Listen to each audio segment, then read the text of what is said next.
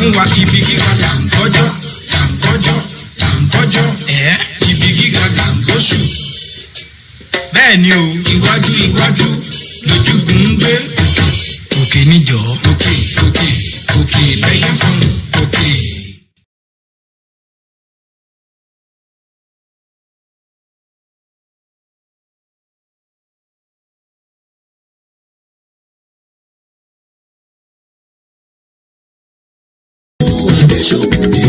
wọ́n pariwo kára.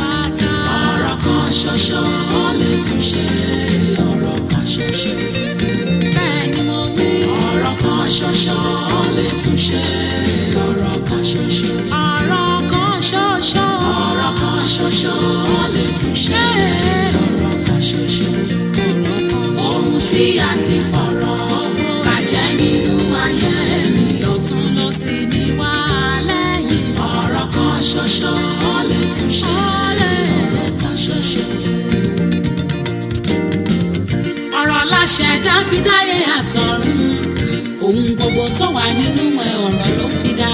Báyé àtọ̀run bá yí padà, ọ̀rọ̀ lọ́lọ́run yóò wà títí láé. Torí ọ̀rọ̀ lè dídí ohun gbogbo. Ọlọ́run làmúrí ọ̀rọ̀. Ọ̀rọ̀ kan ṣoṣo lè túnṣe. Ọ̀rọ̀ kan ṣoṣo.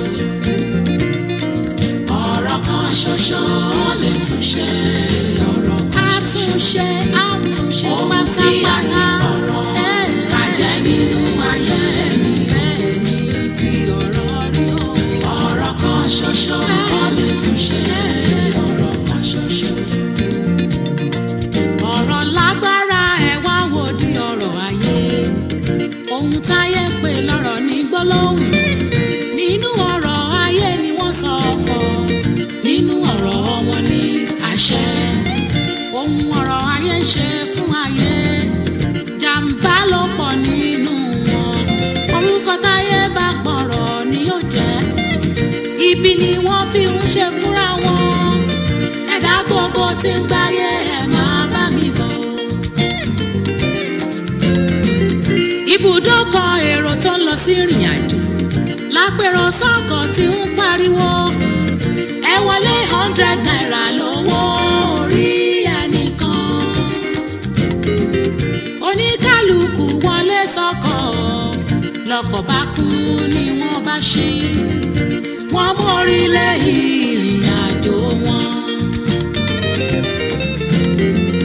Ìgbà tó mi àgbowó ọkọ̀ tán pátá. Bàbá kan lóko tó lóun ò ní sanwó pé. Ó san 100 naira. Ó fẹ́ gba 40 naira padà. Gbogbo èrò tó ń bẹ nínú ọkọ̀ wọn kọ́ a wípé bàbá ṣe bẹ́ẹ̀ ti gbọ́ tẹ́lẹ̀. Kọ̀ńdọ́tọ̀ lóhùn ò ní gba aláàbọ̀. Bàbá lóhùn ò ní wọ́n kú. Ẹnìkan nínú ọkọ̀ lóhùn àfikún. Bàbá bá ní kò ní dára fẹ́ ní bá fi kún. Gbogbo èrò tó ń bẹ nínú ọkọ̀ bá gbẹ́nu wọn dákẹ́. Ìgbà bàbá débi tó ń lọ ló bá wọ́ kọ̀ńdọ́tọ̀ sọ̀kalẹ̀ lọ́kọ̀. Ló bá ní ó gbé ká tó wí ká tó fọ̀. Èrò ti gbélé wọn lórí.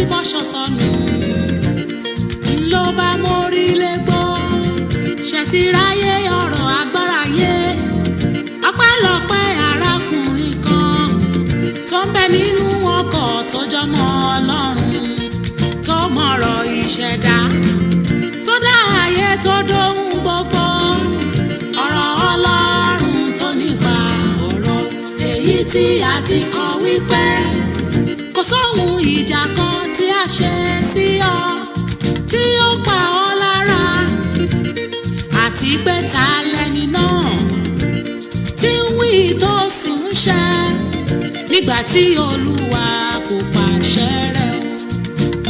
Nítorí náà ní orúkọ Jésù Olùgbàlà kọ̀ńdọ́tọ̀ padà wá bí wọṣọ kórí ẹ̀ sì pé lára bá rọ bàbá ọlọ́rọ̀ ayé abẹ́ òrọ̀ ọ̀rọ̀ tó ń gbọ́rọ̀ mi bí kò bá ṣe ti Jésù ọ̀pọ̀ ẹ̀dá ló ti dẹja kó sáwọn wọn. Ọ̀rọ̀ kan ṣoṣo lè túnṣe ọ̀rọ̀ kan ṣoṣo bí wọ́n ti lágbára ọ̀rọ̀ tó nínú ayé. Ọ̀rọ̀ kan ṣoṣo lè túnṣe ọ̀rọ̀ kan ṣoṣo. Ọ̀rọ̀ kan ṣoṣo ni yóò túnṣe àti fọ̀rọ̀ àjẹ́ nínú ayé mi. Orúkọ Jésù Kristi ọmọ Ọlọ́run. Ọ̀rọ̀ kan ṣoṣo lè túnṣe ọ̀rọ̀ kan ṣoṣo.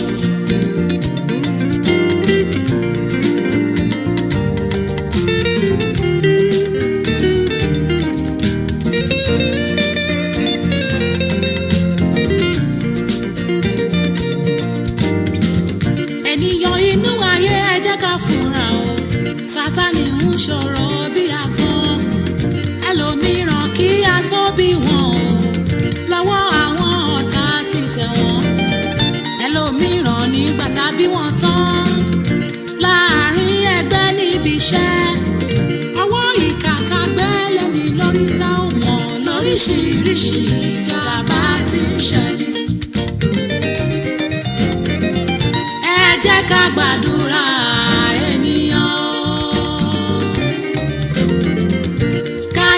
fọ̀rọ̀ wọn tún ní dá. Mo fọwọ́ dẹ́lẹ́dà mi mú.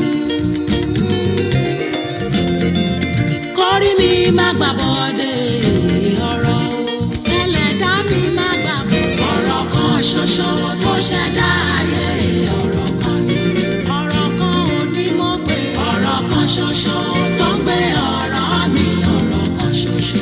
Ọ̀rọ̀ tó dáyé tí a ti fọ̀rọ̀ bàjẹ́ nínú ayé mi o. Ẹlẹ́dà mi wá. Ọ̀rọ̀ ìṣẹ̀dá ó sọ wọ́n dire padà ọ̀rọ̀ ìṣẹ̀dá sọ wọ́n dire. Ọ̀rọ̀ kan ṣoṣo tó ṣẹ̀dá ayé ọ̀rọ̀ gbà pín mi padà. Ọ̀rọ̀ kan ṣoṣo tó gbé ọ̀rọ̀ mi. Ọ̀rọ̀ kan ṣoṣo. Látòní lọ mo di ẹ̀dá tí a ti fọ̀rọ̀ bàjẹ́ nínú ayé mi. Tọ́látọ́lá ni mo jáde wá. Ọ̀rọ̀ ìṣẹ̀dá láti bí tó sì fọ́n sóbì mọ́lẹ̀ lórúkọ Jésù. Ọ̀rọ̀ kan ṣoṣo tó ṣẹ̀dá ayé ọ̀rọ̀ pẹ̀lú. And a very good afternoon and welcome to another awareness campaign, and I welcome each and every one of you. My name is Olayomi Koiki. A lot of you know me as KOIKIMEDIA. Mo fi tọ̀wọ̀tọ̀wọ̀ kí gbogbo ẹ̀yin tí ẹ ti darapọ̀ mọ́ wa. Mo kí ọkùnrin, mo kí obìnrin, mo kí ọmọdé inú ilé, mo kí àgbàlagbà. Mo kí gbogbo ẹ̀yin tí ẹ ń fi ẹ̀mí bá in tí à ń gbé dání tí ó ní agbára, ó nípọn. A kó ẹnìkankan, a kó yan yín kéré. Mo kí gbogbo ẹ̀yin tí ẹ ń fi àdúrà tẹ́ fi ń tì wá lẹ́yìn. Bóyá Kristẹni ni, Mùsùlùmí ni, àwọn oníṣẹ̀ṣe àti àwọn tí wọ́n tẹ̀ ní any belief in anything, but wọ́n mọ̀ pé nǹkan kan wà tó exist. Gbogbo yín pátápátá ni à ń kí pé gbogbo wa kú iṣẹ́ takuntakun. ó lè dàbí ìgbà tó yẹ pé àwa là ń jókòó sọ̀rọ̀ lóòótọ́, àmọ́ àwọn tó ń ṣiṣẹ́ tó pọ̀ tí ẹ rí àwọn náà pọ̀ jù. Ìyàtọ̀ tó wà láàárín àwa àti àwọn ni pé ojoojúmọ́ ni ẹ̀yin ní àǹfààní láti rí wa lórí fọ́nrán tí a fi ń bá yín sọ̀rọ̀. Lẹ́ẹ̀kan sí, iṣẹ́ yìí ò ní ṣeé ṣe tó bá jẹ́ pé gbogbo wa ò bá dáwọ́ bò ó, nítorí pé a ti jọ dáwọ́ bò ó, òun ló ṣe jẹ́ kó rọrùn fẹ́mi àtẹ̀yin. Yorùbá nation tí à ń pariwo léjoojúmọ́, àwọn kan wọ́n ò gbàgbọ́, àdẹ̀ ní bá wọn jà sí. Àwọn kan ò mọ̀ pé ẹ̀tọ́ wa ni ta fẹ́ gbà, nítorí pé inú Nàìjíríà tó ti bí gbogbo wa sí àti orúkọ tó ti ń pè wá tó fi di pé wọ́n fún wa ní passport. Ẹlòmíì ò ní passport, ó wà nínú Nàìjíríà, àmọ́ a kàn máa wò pé kí ni ìdí tí ẹ wá ń gbé tó ẹ fẹ́ kúrò nínú Nàìjíríà? Ebi Nàìjíríà ló bí wa sí, ọmọ Nàìjíríà ni wá. Àwa wá ń ṣe gbogbo àwọn àlàyé yẹn ní kélekèle. Tèmi bá ṣe tán, olóòtú mi á tún gbé ní another platform. Ó wá dàbí ìgbà tó jẹ́ pé àwọn kan wá bẹ̀rẹ̀ sí ń wò pé òtítí ọ̀rọ̀ wà níbẹ̀, àmọ́ àwọn kan ti rí tí à ń ṣiṣẹ́ lé lórí. Àwọn bíi ta ni? Àwọn wòlíì Ọlọ́run, àwọn ẹni Ọlọ́run, Kìrìsìtẹ́nì ni, Mùsùlùmí ni, ẹlòmíì ò tẹ́ ẹ̀ ń ṣe wòlíì, àmọ́ ó ti ń wo bí ìlú yẹn ṣe ń lọ láti bí ìgbà díẹ̀. Ẹ bá yẹ ká sọ̀rọ̀ púpọ̀ jù tí a bá fẹ́ jẹgba, nítorí pé anthem wa ó ṣe kókó, ó wà important. Ṣe rí ẹ̀yin tí tí mọ anthem yìí tẹ̀dẹ̀ ń gbọ́ wa lójoojúmọ́, ẹ̀yin gan tí mọ̀ tẹ̀ ń ṣe. Mo ṣeré. Ẹni tó ń gbọ́ wa tí kò mọ anthem tá ń play lójoojúmọ́, ìwọ fúnra rẹ ò tí mọ̀ tó ń ṣe. Sórí òun ló easy jù pé o kọ́kọ́ tẹ̀ fi máa mọ àbò pé darapọ̀ mọ́ ẹlòmíràn ní báwo la ṣe máa darapọ̀ mọ́ yín? Ǹjẹ́ o ti mọ anthem? Ǹjẹ́ o ti mọ national anthem wa? Torí ẹlòmíì ò mọ̀.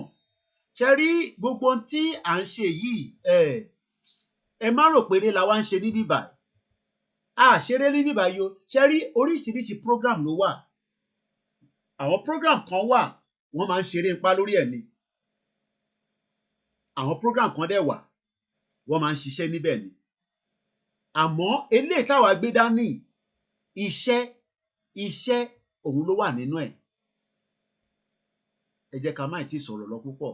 Ẹ já wá sí lẹ́ẹ̀kan sí wẹ́bsáìtì àwọn ìlànà ọmọ Oòduà, òun láti máa play anthem wa. À á lo èyí tí a máa show ọ̀rọ̀ tí ó ń sọ tó ń pè ní lyrics. Ẹ máa bá lọ, ẹni tó bá mọ̀ ṣáà máa jẹnu, máa sọ pé àmì, máa sọ pé àṣẹ. Eléyìí ti yàtọ̀ sí Nigerian national anthem. Ṣe rí anything Nigeria, lóòótọ́ a sì wà nínú Nàìjíríà, àìtí kúrò, àmọ́ láṣẹ Èdùmàrè pé a ní hoist flag Yorùbá nation nílẹ̀ wa. Èmi ò sọ nínú Nàìjíríà o, ní ilẹ̀ wa. Ẹ gbọ́ mi yé o. Ẹni tó bá sọ pé òun feel pé a ní hoist Yorùbá flag nínú ilẹ̀ káàárọ̀ òjíire, ẹnìyàn ò tí mọ ìtawà gbé dání ni. Ṣẹ́rí flag tí àwọn kan ń bẹ̀rù nísìnyí pé a lè fi flag wa hàn, a lè faṣọ wa hàn, kíjọba má bàa gbé mi, kíjọba má bàa mú mi. Sórí ìjọba tí wọ́n ń sọ yẹn, ìjọba gan mọ̀ pé nǹkan ti ń bọ̀. Ìjọba ó mọ̀ pé nǹkan ti ń bọ̀, àmọ́ ẹ já play anthem wa.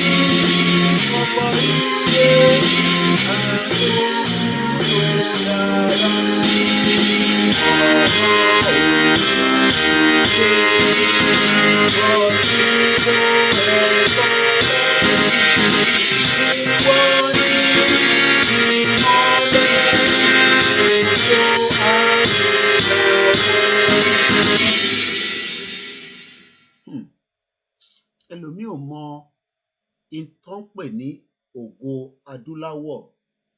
And I can understand. We should not blame ourselves for not doing the right thing at the right time. Nígbà yẹn. But now that we are doing the right thing at this right junction, let us understand that we will survive and we will finish the job. It's not coming here to threaten and say words that maybe some of you want to listen. Let's leave that sentiment. Pé àbí àmọ́ like bí bọ̀bọ́ yẹn ṣe ń sọ̀rọ̀ lẹ́sẹ̀ ń wò mí. No, Yorùbá nation ó ti deal tipẹ́. Ó ti wà láìta láì súnmọ́ bẹ̀ láì làzíláhùwà. Ó ti deal kò ń ṣe lénìí kò ń ṣe lánàá. Tẹ́ni tó bá ń rò pé Yorùbá nation takọ̀ gbé dání ẹ̀bí ó ṣe deal ni. No, ó ti over deal. And I will explain why. A ní ẹ̀sìn wa tó ń pè ní Yorùbá religion. Ẹlòmíì àmà tó bá Yorùbá religion kí lọ́mọ yìí tó ń sọ lénìí. Bẹ́ẹ̀ ni, a ní ẹ̀sìn tá à ń ṣe kó tó di pé wọ́n gbé ẹ̀sìn Christian àti Muslim wá tí a dẹ̀ ti mọ̀ pé ó ti di part of us. But kí là ń sọ ni pé ṣe rí èdè tá à ń sọ èdè èdè tó ṣe kókó ni. Tí bá lọ kíyàn nísìn, tí bá ní ṣe rí àwa tó bá lọ sọ́nà Peckham, tó bá ní ẹ káàárọ̀ o, torí ẹlòmíì èdè yẹn tó kọ̀ gbọ́ yẹn lásán, a máa ṣe báyìí, ó fẹ́ mọ ibi tí ohun èdè yẹn ibi tó ti ń bọ̀.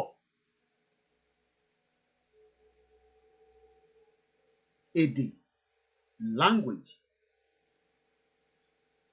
Mo kí gbogbo yín lẹ́ẹ̀kan sí i. A very good afternoon and welcome to the program. Language. Very, very important. Mo kí ẹ Òṣàtọ́lá Adéníyì. Mo kí gbogbo àwọn media houses.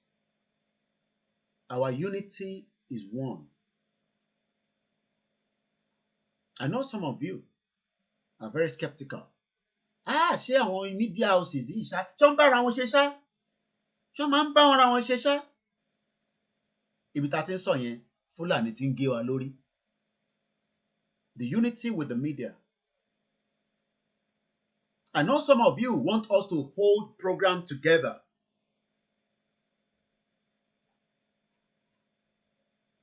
And I know some of you are concerned that is there unity among all the medias? Because that's part of what Tọ́lọ́run ti fi wọn àwọn kan, and let's understand that. Kódà ó wà nínú ìṣẹ̀ṣe. Ìfọwọ́sowọ́pọ̀ gbogbo yín ó ṣe kókó nínú tẹgbẹ́ dání yìí. Torí pé lóòótọ́ àwa là ń drive mọ́tò. Ẹ̀yin lẹ wà nínú, ẹ̀yin ni passenger. So sometimes tí passenger bá wá jókòó tó ń sọ pé Ìbàdàn ni mò ń lọ, ó ṣe tí wá ń yànà. Ìyẹn ló ṣe máa ń dà bí ìgbà tó yẹ pé ẹlòmíì á máa wò pé ṣé ẹnu wọn kò àwọn mídíà yìí. I understand àwọn kan like àwọn kan normal nìyẹn. Ṣé àtayé dáyé láti bá yẹn. Ṣe rí gbẹ́sẹ̀ wò wá báyìí nísìnyí ẹlẹ́mìí mo like Yọmí ju èèyàn kan lọ. Ìyẹn kọ́ ló wà nílẹ̀ nísìnyí. Ṣe rí èmi kọ́ lẹ̀ ń like. Yorùbá nation tá gbé dání òun lẹ like.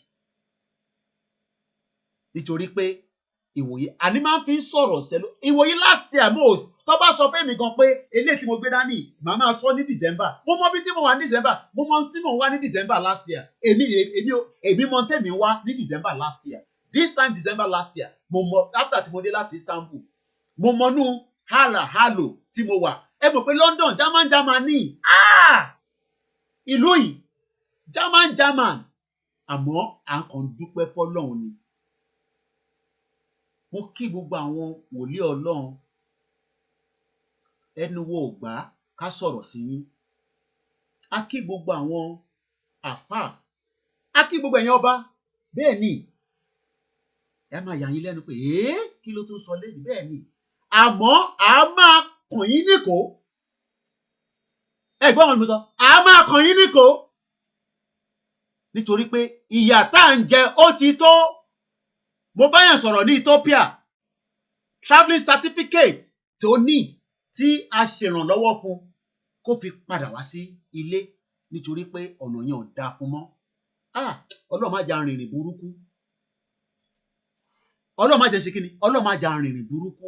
Ṣé rí tó bá jẹ́ pé Nàìjíríà dáa, if Nigeria was a good country, why would everybody be running from one country to the other and find yourself in Ethiopia? Onítọ̀hún afúnni tó fẹ́ lóòótọ́. Ṣé mọ̀ pé ẹ́mbásì ibẹ̀ yẹn wọ́n tẹ ẹ̀rọ pọ́nmọ Nàìjíríà ni. Ṣé lẹ́yìn tẹ́ ṣe ń sọ pé wọ́n Nàìjíríà? I pity you. I pity those of you still calling one Nigeria.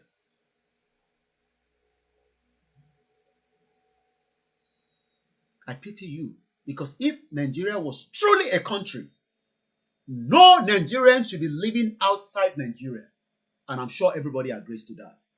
Tó bá jẹ́ pé Nigeria is a country, lóòótọ́, let's leave the sentiment. I always say, sometimes I will talk like that. Let's put aside the Yoruba nation. If Nigeria was a country, nobody would have left the country. I said this time last year, I was also hustling because I live outside the country.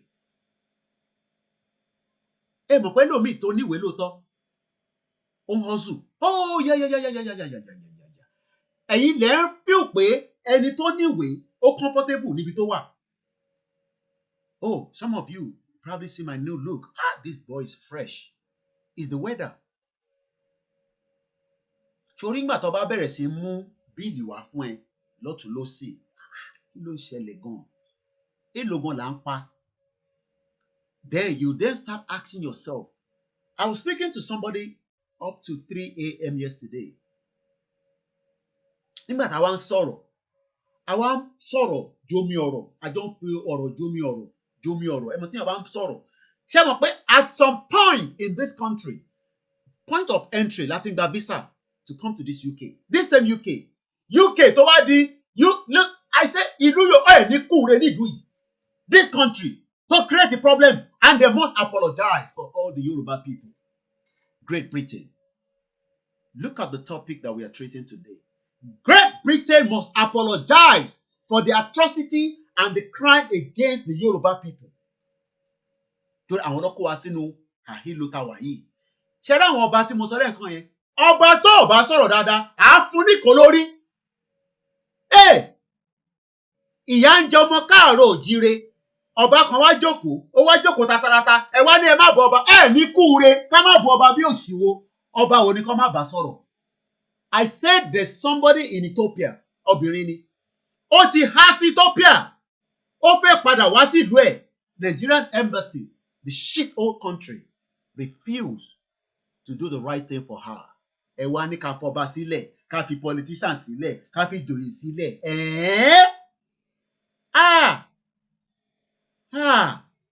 Ẹ̀yin ọmọ ẹ̀dá ènìyàn. Tí Nàìjíríà bá dání, tí ó jẹ́ kó kúrò ní Nàìjíríà débi dé pé abá rẹ̀ ní Ethiopia. Ó tún wá fẹ́ padà wá sílé nísìn. Pé ibi tó wùn ẹ mọ̀ pé at some point you get to a stage tó o bá mọ ibi tó ń lọ, wàá ṣáà mọ ibi tó ti ń bọ̀.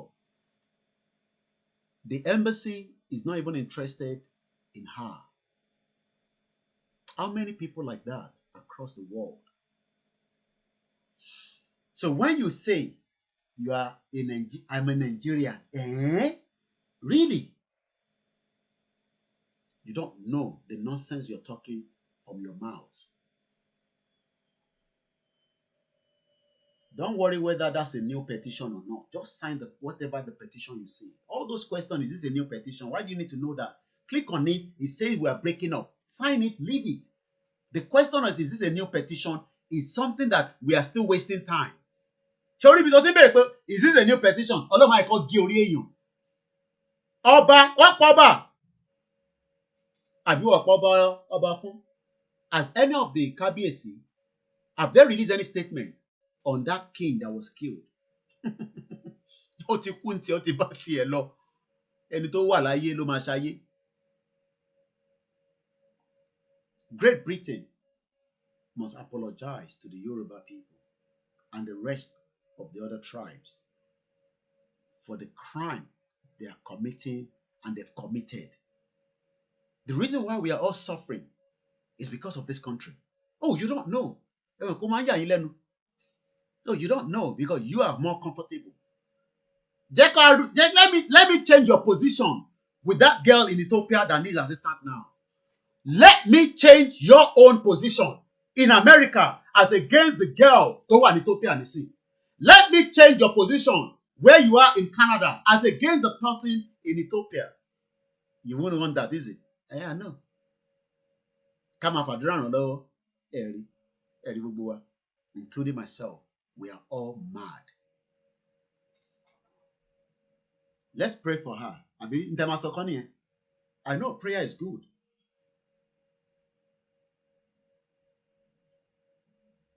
But if the country was truly working, and people like Umaru Diko stole $1 billion US, you had it very well, 1984.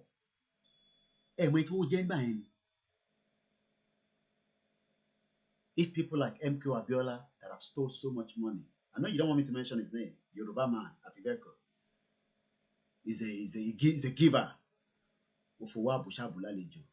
Adenuga, Mike Adenuga, some of you like him.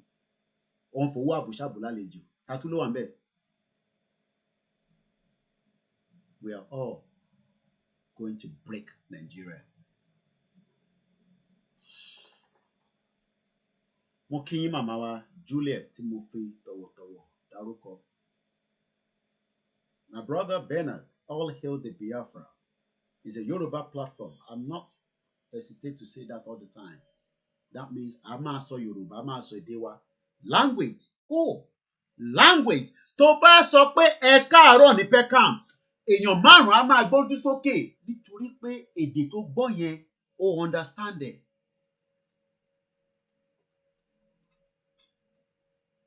A bá ń ṣàdúrà ẹja ní AK-47 lẹ́gbẹ̀ẹ́ wa torí Fúlàní ò understand anything. Ṣorí ibi tí wọ́n rò pé we can negotiate our way with the Fulani. I just continue also. I believe in prayer and I believe in miracle. I believe in our tradition. I believe in Christianity. I believe in Islam. But we must have AK-47 next to us.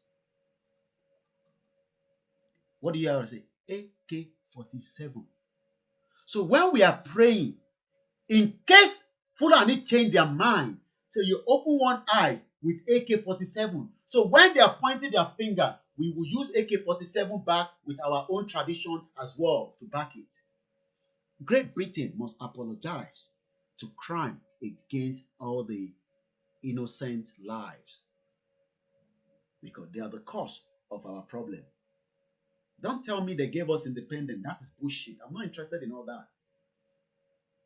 They tampered with what the Creator set up for us. Hey, money, we will add a setup that was there. Whether you believe in whatever God, it doesn't matter now. There was something that was set up. All of a sudden, the country came and penetrated, killed as many as they can kill, steal as many as they can steal, and they distorted the language and the people. And that is why we are suffering now. Oh, you don't know. I'm sure those that are intellectual will start watching this now and start, hey, Gileon Soleno, is leadership problem, is this problem. You are all mad. You are all part of the 419. 419, because you all knew that this country created what we are facing now. The consequence of what we are facing now all started with Great Britain. The shithole Great Britain. Oh yes, I'm sure you don't want me to use that. You're living in London. Why are you saying that? You're mad as well. So if I'm living here, ṣé gbogbo àwọn èèyàn mi ló ń gbé ní bíbá? Ṣé gbogbo àwọn èèyàn mi tó wà ní Ìjẹ̀bú Òde ló ń gbé ní London? ṣé gbogbo àwọn èèyàn mi tó wà lẹ́kìtì ló ń gbé ní London? Ṣé gbogbo àwọn èèyàn mi tó wà ní Kwara, ní Kogi, ní Èkìtì, ní Ondo, ní Ọ̀ṣun ní ṣàǹfààní gbogbo yín pátápátá? Gbogbo yín ni mo sọ bẹ́ẹ̀, ní ṣàǹfààní for putting us through what we are going through now. Àtọ́gbà àtijọ́ ní ṣoríire gbogbo yín pátápátá, ní ṣoríire ni mo sọ. Ṣé bí ìyà ṣe ń jà àwọn ọmọ nìyà ń jà wá? Ìyà wa ń jẹ wá all over the world. Everybody is now crying. Ẹlòmíì ti kú wọ̀ rí bọ́dì. Bí ó ti kú ni, bí ó wà láyé ni, àtẹ̀ ẹ̀ mọ̀. Kò pọ́n ẹ̀ náà. Ẹnìkan fi wọ́n sílẹ̀. Iná máa jó gbogbo yín pátápátá. Iná ó máa jó gbogbo yín, because this country started the problem that we are facing, and they would apologize. If not, in tó ń bọ̀ nídà.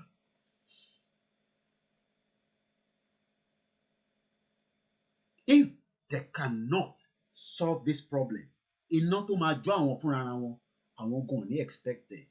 You see them, you see Great Britain as a superpower. I know that's what some of you see. But what you don't understand is there's another superpower that is more bigger than them. Tó ń pè ní Elédùmarè. Ní tó ní kìmí ju táwọn gbé dání lọ. Ẹ̀yin lẹ ń wá wọn pé àwọn wà mọ́ superpower. But ilẹ̀ káàárọ̀ jíire ó ní tó ń pè ní superpower ju àwọn lọ. And àwọn ti rí gbogbo kíní. Ṣé rí gbogbo táwa ṣe ń rí nísìn? Foresight àwọn ti rí. Ṣé rí ifá táwa ṣe ń dá nísìn tó ṣe ń fà wá ní some kind of guideline. Prayer tá à ń ṣe tó ń fún wa ní guideline. Àsàlátù tá à ń ṣe tó ń fún wa ní guideline. British ti rí gbogbo kíní. More than 4, 6 years. More than 60, 30, 40, name it. Àwọn ti rí gbogbo táwa ṣe ń rí nísìn. Mọ̀ why? I will tell you. Ṣé rí tó bá ń ṣe expedition lọ, ṣé rí òyìnbó tó ń lọ nígbà tó ń lọ yẹn, àwọn ti béèrè àwọn ìbéèrè kankan lọ́wọ́ àwọn bàbá wa níjọ́ náà lọ́hùn tó ti mú lé wọn lọ́wọ́. They create fear into everybody, which led to their choice to travel abroad.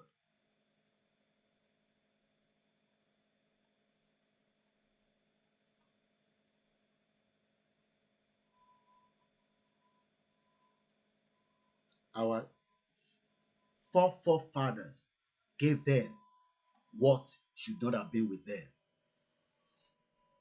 This country took away so much knowledge that they are now been able to modernize, now been able to use to protect themselves, to make life good for their own citizens.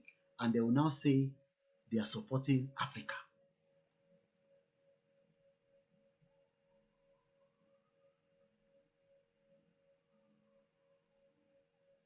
Somebody say, calm down.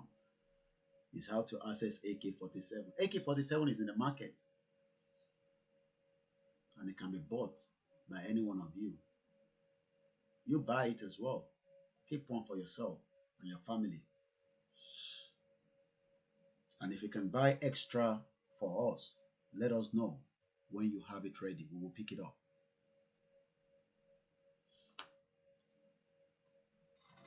I'm doing very well. Glorious. Thank you very much. I read comment. Great Britain created what we are facing now. If not, whether we are in a mess or not, we will know as a nation, as a Yoruba people then. Whether we are fighting ourselves, at least we will know. Do you know that this country, you were literally getting visa at the point of entry in the 80s, in the 70s? But do you know why they changed it now? Our economy is not good. Insecurity. You are running away as well. Look at it. You're running away. You're going away. But so many people enjoy that facility.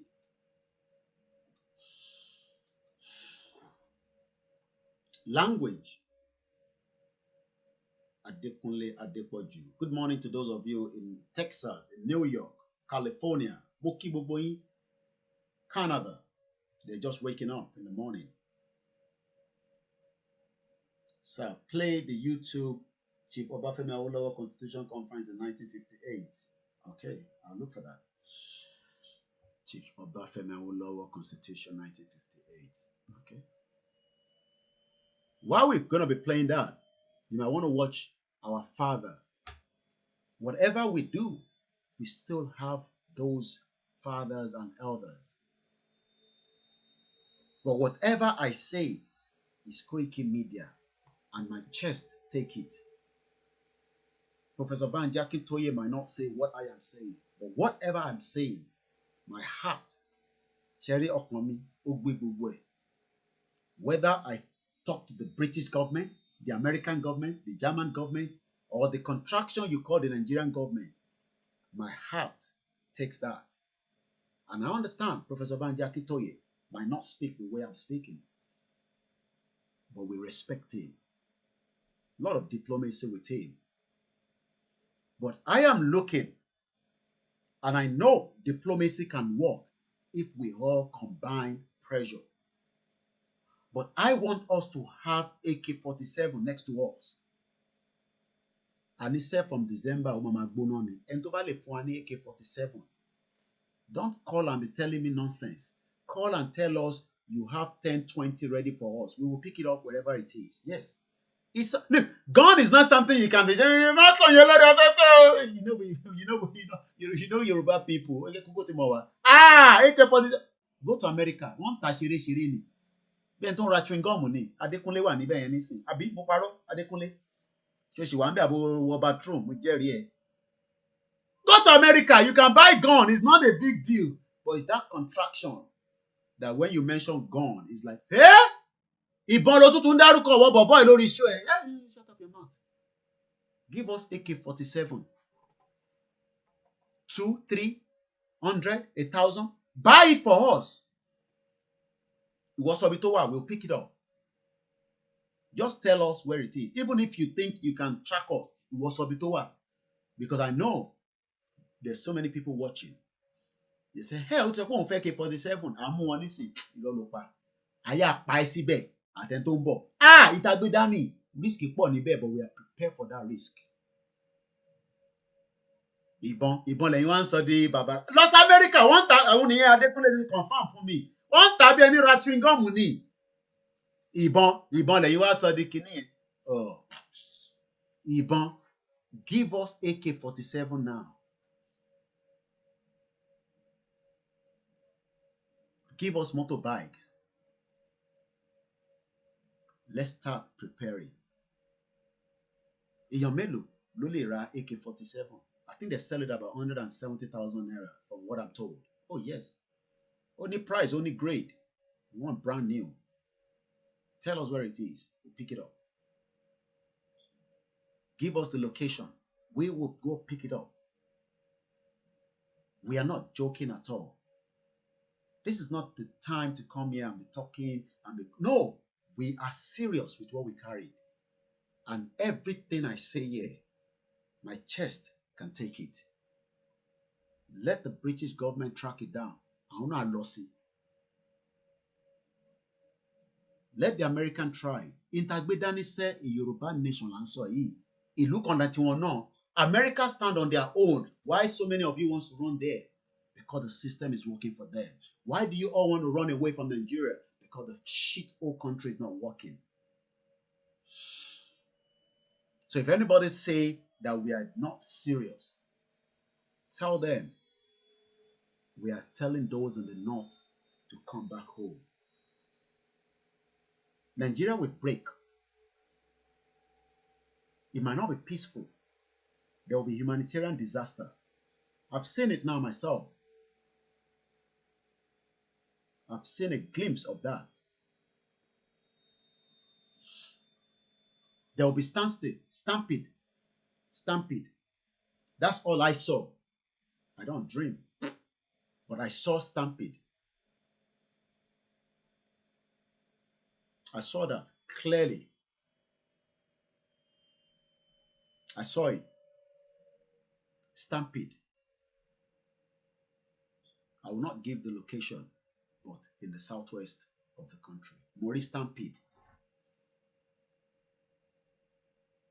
And that's the first time I'm saying something clear since I started talking. I saw Stampede. So if anybody say this will go very smoothly, I tell you it won't go smoothly at all. But the end result of it will benefit us and the previous and the next generation. Who are the previous? You probably want to know. Our parents that are still alive.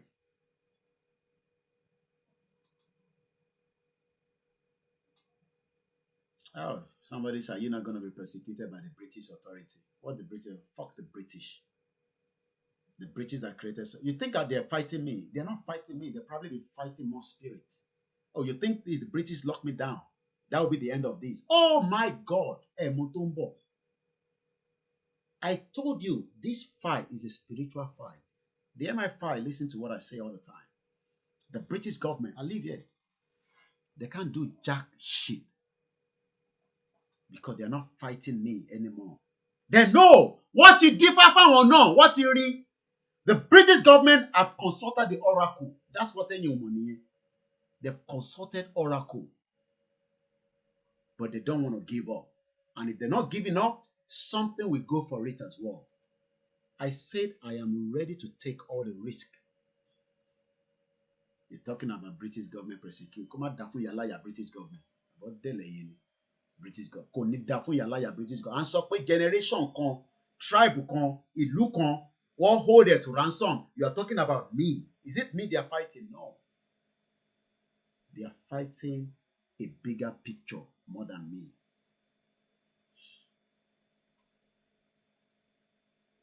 That's what you don't know. You think the British government are fighting me, or they can hold me down and say, hey, don't come online. If they stop me talking online, I will go on the street and talk, and people will do the broadcasting. You don't know what we're carrying.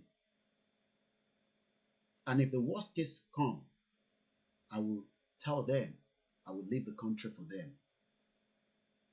Hey, Monty Mobidani, I am prepared to leave this country. Hear me very well. I, Olayomi Koiki, am prepared to leave this country if what I'm saying, the British government does not like it. Hear me very well. I am fully prepared today to leave this country. The fight is a big fight.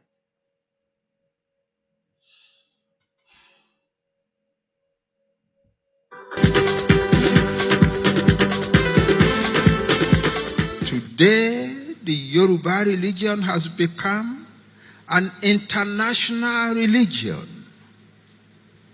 There are more people espousing Yoruba religion outside Nigeria today than there are in Yoruba land in Nigeria. Let me give you an example. In the province of Bahia in Brazil, a province that is a Roman Catholic province, there are more Yoruba centers of worship today than there are Roman Catholic churches. Almost everybody who is a Roman Catholic is also a worshipper of Ogun or Ja or Yemoja or Oshun and so on. And Yoruba religion is spreading in the world. A professor of comparative religions wrote a book a few years ago. The title of his book, The 8 Leading Religions That Rule the World. And in order of strength in the world, number of people, power, influence, and so on. Yoruba religion is the 6th of the 8.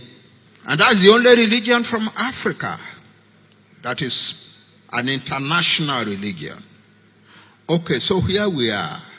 We have built all these great things, but we don't know how to handle politics somehow. Because when we start fighting among ourselves, we just keep fighting. And we don't look around us to see what is really happening to us. So today, in the 19th century, we fought wars, and we couldn't stop them. And Ibadan, thank God for Ibadan. The Ilori people, who are not Fulani at all, they were Muslims, but they were not Fulani. They were leading an army to conquer the whole of Yoruba land for Islam. So the Ibadan people met them in Oshogbo in 1840 and soundly defeated the army, destroyed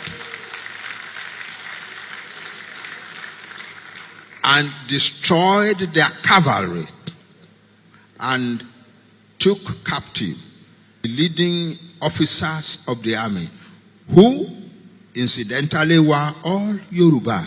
There were one or two Fulani in the lower levels, and the Ibadan chief said, "We have no problem with you, go back home. It is these ones who are our own people that we have trouble with." So they sent one to Oyo, to the present Oyo, where he was executed. They also executed another one in Ibadan. So this is the situation, but then Ibadan became big, Ibadan became great. That's where everybody wanted to come to. There was opportunity in Ibadan. And Ibadan wanted to unify the whole of Yoruba land by war. So they conquered many places.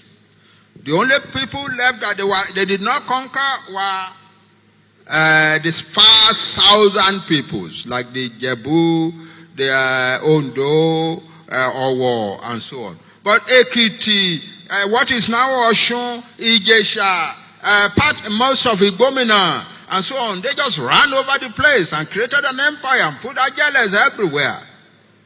Then the Ekitis, you know who they are. They didn't know how to handle it for a start. But then in 1877, they finally made up their mind to handle it. So one of their boys started trouble by killing the local AGEGE. And the rest of the Ekiti, then people revolted and drove the AGEGEs out of their land. And then created an army called the Ekiti Parako Army.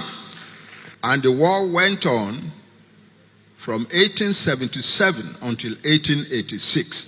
It is the peace treaty of that year, September 23, 1886, that we are celebrating today. So what is the significance of that treaty?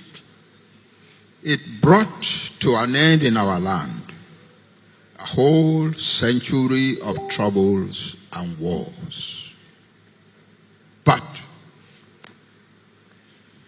here is another angle that you may not have heard before. As of that time, the British and the French and so on were already interested in empires in Africa. But as of that moment, if we had joined hands to defend our land, we would never have become British colony. That's 4 years after that war, after the treaty, the Kiriji Treaty. Ibadan army had an army of about 80,000 men, well armed, on the Kiriji war front. They had made the treaty, but they had not gone home. They had an army of about 80,000 people in the Kiriji war front. The Ekiti Parako had an army of about 50,000. I want you to get a piece of paper and pencil and write these things down. Ilori, which I told you was mostly Yoruba, was Yoruba in command and everything, had a small army supporting the Ekiti Parako, maybe about 15,000 at the same place. At the same time, Ibadan had an army of about 35,000 in Oru, fighting against the Ijebu. The Ijebu had in Oru an army of about 50,000. Are you adding these figures? The Ekiti Parako had sent an army to go and protect Ife under Prince Fabumi of Okemesi and Chief Arimoro from Ilesha. And that army was about 25,000. The Jebu command, high command, had also sent an army to the defense of Ife under the Seriki Ogunshigun, and his army was about 25,000. If we had put all of that together and we had said no white man enters our land, no white man would have entered our land. When the British attacked Ijebu-Ode in 1892, it is because they knew that the rest of us were not going to raise a finger to defend Ijebu-Ode. That's the lesson from Kiriji, from the 19th century, from the wars of the 19th century, from the strength that we built in the 19th century, from our whole history. A great nation stands still and let all sorts of smaller nations run over it. It is time that we began to take control of our lives.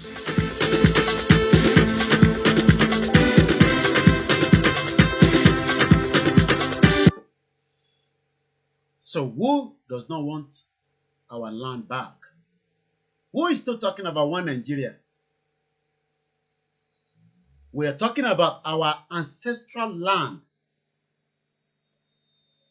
Take time and look at the topic. Some of you might know, and some of you might not have an idea that Lagos State, that so many of us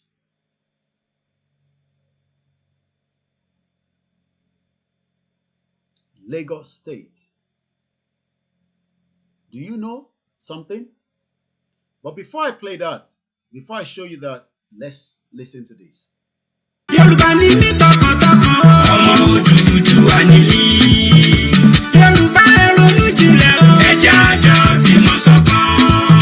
Dúró lórí Odùduwà nation, òmìnira làwa ń fẹ́.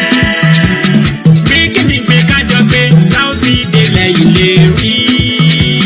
Gbé kíni gbé kájọ gbé, láò fi délẹ̀ ìlérí. Nẹ́pọ̀ mọ olórin ẹ̀sìn, orí àǹdè mo tún dé. Omi balẹ̀ á nípa o, mi ò kí n kọrin lásán.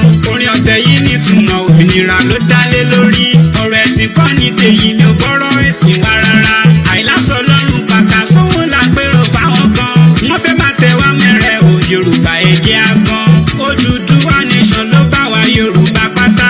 Yorùbá ti lé 70 million, wà lè dá dúró. Kíkálukú sọ̀rọ̀ lọ́tọ̀ọ̀tọ̀ ká mẹ́rẹ̀ ta ó jẹ́. Àìṣerú ẹ má sọ wá dẹrú, ṣe ti gbọ́. Solidarity forever. Solidarity forever. Solidarity forever. We shall always fight for our rights. Yorùbá ní mí tọkàntọkàn, ọmọ Odùduwà ni mí. Yorùbá ní mí tọkàntọkàn, ọmọ Odùduwà ni mí. Yorùbá ẹ ronú jinlẹ̀ o, ẹ jẹ́ a jọ fìmọ̀ ṣọ̀kan. Dúró lórí Odùduwà nation, òmìnira làwa ń fẹ́. Gbé kíni gbé kájọ gbé, láò fi délẹ̀ ìlérí. Gbé kíni gbé kájọ gbé, láò fi délẹ̀ ìlérí. Lórí Yorùbá nation, ọ̀pọ̀ ìyapa ẹnu. Àwọn kan ní ká lọ, àwọn kan ní ká má lọ. Èrò tiwọn ni pé tọ́bákùn àtàbà lọ ò ṣe ta ni ó so lórí. Láàrin àwọn Yorùbá ṣé yẹn ò tún ní dogun. Èrò tèmi nẹ́kọ̀ọ́, orí àìdè akọrin. Tọ́ba pín wa tábà lọ, tábà lè fìmọ̀ ṣọ̀kan. Òun ló máa pín wa jù, tá ò bá fìmọ̀ ṣọ̀kan. Ó máa fìyà jẹ wá gan o. Ó máa fìyà jẹ wá gan. Tá ò bá dẹ̀ tún wa lọ, tá ò tún fìmọ̀ ṣọ̀kan. Bàbá ń parí ìyá ní o Yorùbá ẹja lórí. Yorùbá ní mí tọkàntọkàn, ọmọ Odùduwà ni mí. Yorùbá ní mí tọkàntọkàn, ọmọ Odùduwà ni mí.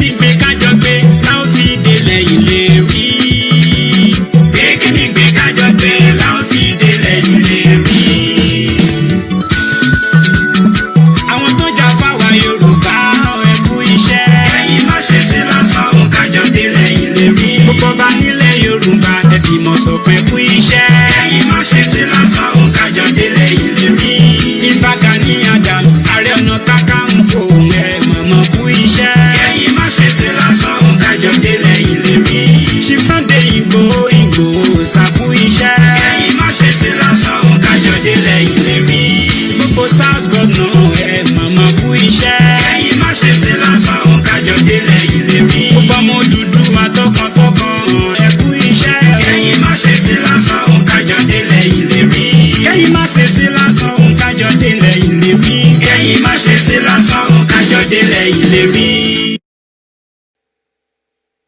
I'm on a program at the moment. Imagine the media will come out and consistently say that, oh, the NSAS protesters were hijacked. The NSAS protester was hijacked by which hoodlums? The hoodlums that were sent in by Nigerian government. Why is nobody asking the IG of police how come police were carrying using their vehicle to transport what do you call it now, hoodlums and thugs? How come nobody is asking Buratai how come that the soldiers, military vehicles were used to transport us? In Alausa, we saw what happened at Bega roundabout. We saw where hoodlums came and attacked NSAS protesters under the supervision of police. In short, I even forgot to tell Reuben Abati that in 2014, when he was in government, the same thing the Jonathan administration also sent hoodlums to attack us under the supervision of. They will continue to attack because you still believe in one Nigeria. You are dealing with animals on ground. Animals, and that's what you don't understand. People that do not have, even as Nigeria is, those are animals that cares less about you. Animals, real animals, real animals, real animals. Because you are thinking they are human beings. Look at the topic that we are going to be treating today. And the time is exactly 1 minute past 1 p.m. Today's the 9th of December 2020. Look at the time. Or look at the topic rather. Look at the topic. The topic says, as usual, Yoruba self-determination, way forward. So every day we sit here is the way forward we are thinking of. Báwo la ṣe fẹ́ kúrò? Kí ni nǹkan tó máa gbà? Ṣé ẹran ló máa gbà ni? Ṣé àdúrà ló máa gbà ni? Ṣé preparation ló máa gbà ni? Ṣé ká máa explain ló máa gbà ni? Something ló máa gbà la máa fi kúrò. But tá a bá ti mẹ́nu kúrò nínú gbogbo tó fẹ́ gbà yẹn, it will eventually become a reality for everybody. Yoruba self-determination, way forward. We, the Yorubas deserves an apology from the British government for distorting our lives. What a mess of life, wow. Hey, money. Just like somebody was asking if the British is not going to hold me down for what I'm saying. You can see that our life has been messed up. Even if they hold me down, I'm still far better than you or wherever you are in Nigeria. I say if this country release visa to put people in the prison here in UK, so many people will apply for that visa to come and live in the prison in the United Kingdom. So, she life for you are distorted. Rotimi Fash, welcome on board. Èmi bí gbogbo wa pé tó bá fún àwọn èèyàn láyè ní Nàìjíríà lẹ́yìn. Ṣẹ̀rẹ́ àwọn tó ń sọ pé one Nigeria. Tó bá sọ pé there is new application. But this application, Ìwà Pẹ̀lú Ẹwà, welcome onto the program. Tó bá sọ pé they have opened a new application visa. But that visa is only for you to spend 6 months in the prison in UK. But you will return back home. The whole country will apply for that visa. So, British government must apologize to the Yoruba people for distorting our life. Because we have a life. We have a life just the same way their own children have a life. Oh, you don't know that a British citizen will get upset when he's outside that country. Tell you, Bo, tó bá lọ sí ìlú mi, tó bá ń bá sọ̀rọ̀, inú á máa bí because ó mọ̀ pé ìlú òun á fún òun ní backing. But can Nigeria give you any backing? Wherever you are. Can you put your hand on your chest and say, even if you commit a crime, can Nigerian government defend you? So the British government came and distorted the life that we had before.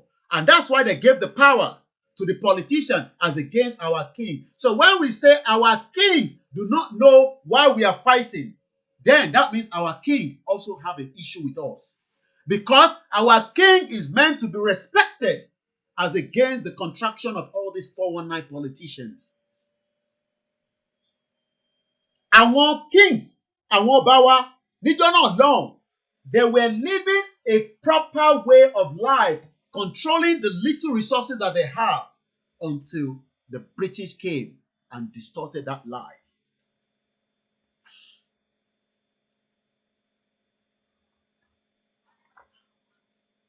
And that is why we are suffering today. That is the reason why every one of us is going through one problem or the other. Some of the problem are high blood pressure, by sending money home to your loved ones, high blood pressure. By making sure that every day a call is coming from Nigeria, you don't know what they're going to ask you. Whether somebody have died for the negligence of that shithole country. So many lives has break up because of the contraction you call Nigeria.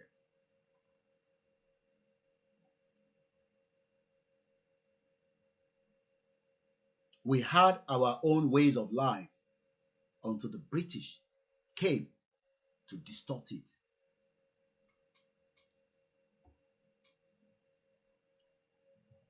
And that is the more reason we will not tolerate any nonsense again. Hello, caller. Hello? Hello. Hi, Mr. Benito Yomi. Yes. Hello, speaking.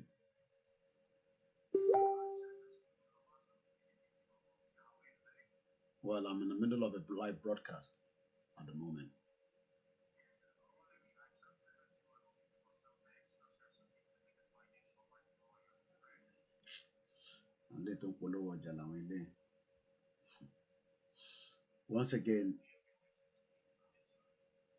Once again, a very good afternoon and welcome to the broadcast.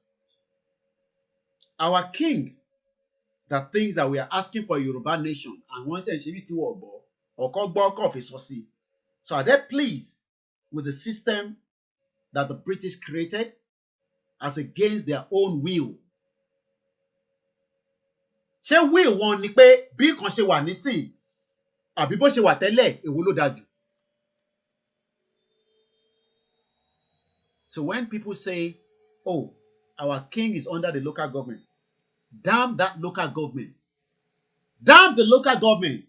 We are talking about coming back to reality of a Yoruba nation. Ẹ sọ pé àwọn ọba wa, àwọn ọba wa, àwọn ọba wa, wọ́n wà lọ́ndà local government. Local government òṣìwò ló wà lábẹ́ tí wọ́n kúrò ká jọ kúrò nínú Nàìjíríà lẹ́ǹkan kó padà sí ibi tí ipò wọn wà gangan. Oh, wọ́n wà lábẹ́ federal government. Federal government wo? Federal government, the British system create. The British created the problem. And they will apologize to the Yoruba people. If not, Sherin tó sì máa dé, ó máa ju tèmi sì ń sọ lọ. Ṣé tèmi lẹ ṣì ń gbọ́? Tẹ̀ rò pé eléyìí le jù. Tí tẹlòmíì bá tún dìde, ó máa le jù. Ẹ mọ̀ báwa sì rọra à ń tẹ gáàsì yẹn díẹ̀díẹ̀. Àfẹ́ tẹ̀ tán délẹ̀. Èyí tẹ bá ń drive, you know what I'm talking about. Because tó bá wà ní 30 miles low zone, to the respect the law, yẹn, wàá rọra máa tẹ̀. Ṣé àwọn ọmọ kan wà nílùú yìí wọ́n fẹ́ gbọ́ wèrè ni wọ́n? Ṣé nínú 30 miles zone yẹn ló fẹ́ test mọ́tò tó ṣẹ́ra? Ó fẹ́ lò ní 100 miles. Ẹ wá máa béèrè pé ṣé kò rí sign ni àbí kò mọ̀ pé ibẹ̀ yẹn ó sọ pé 30 miles zone. There are so many people like that.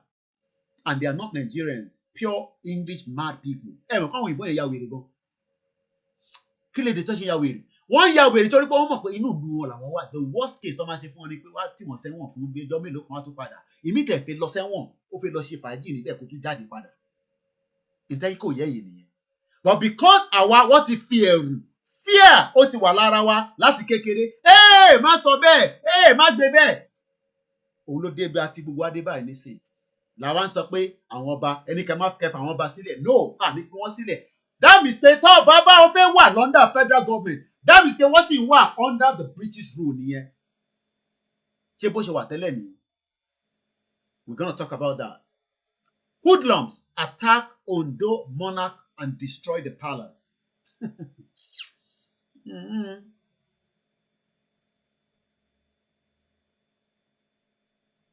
Hoodlums. Moki Mama Molara Iyabo Ajola. Moki Saint Centino. Yeah, they will all pay for the price. The British government will pay. Not the British people. We don't have a problem with the British people. But the British government will pay heavy price. Look, it doesn't matter if they hold me down.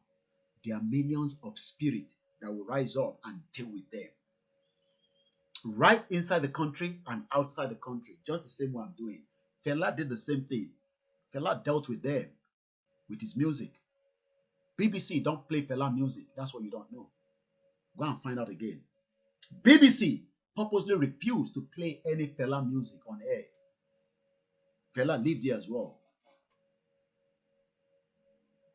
Maybe now that Fela died, they're probably showing a couple of documentary of Fela, because the spirit of Fela is not leaving them alone. Why are they playing Fela? Because the Fela spirit that they thought is gone is still hammering them. Obafemi Awolowo spirit that they thought is gone is still around circulating. Coffee time at the Lincoln. Can you put milk on it and 2 sugar for me as well? I do appreciate every one of you. Leonard Jackson, welcome to the show as well. Aluko James, Joe K, Michael, Ipako, thank you very much. Assis Ayo, Abolade Olaiton, and my sisters and brothers that have joined us. Why are we doing this? So that we continue to educate àwọn èèyàn wa nílé kí wọ́n lè mọ̀ pé this country created the mess that we are in.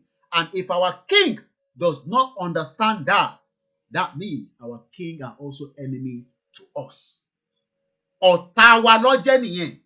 Forget about all this sentiment. Respect. That is all bollocks.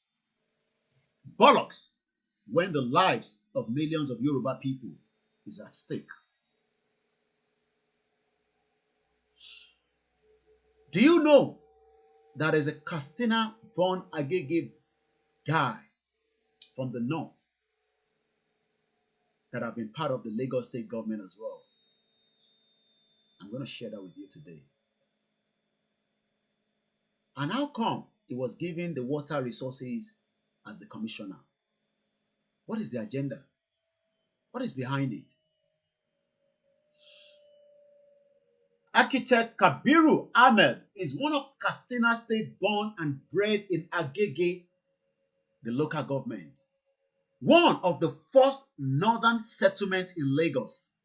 So many of them now. We don't even know whether that one, the real origin of him, is from Niger, Chad, Cameroon, just like the Kano state governor told us yesterday, that the Almajiris are not Nigerians. So ilé náà nísìn, ó ti di settlement, ó ti di ará Èkó, ọmọ Èkó, and he becomes a commissioner at the beginning of this year or sometime last year. British government, yes, you're right, Rotimi Fash. We pay the price. Just let our kingdom stand first. They can settle us amicably, or we go head to head with the federal government. And when we go head to head with the federal government, the British will also have a big of impact on that. Ó máa affect àwọn náà. Ìtó bá ti mú wa tó jẹ́ pé kíní settle amicably. Tó bá ti dìjà, oh my Lord, British náà máa jẹ gbà. Because we are telling them now, what should be táwọn ọ̀gbọ́n kan tá à ń sọ, they are too busy trying their own transition out of EU. Do you know? Let me come down here. This was in October 1st. I'm sure a lot of you remember that. Kòkò 34 kò tún gbérí mọ́ láyé. Kòkò tí a bá ti fọ́ kò tún ní gbérí mọ́. Let's watch the video again while I mute my mic.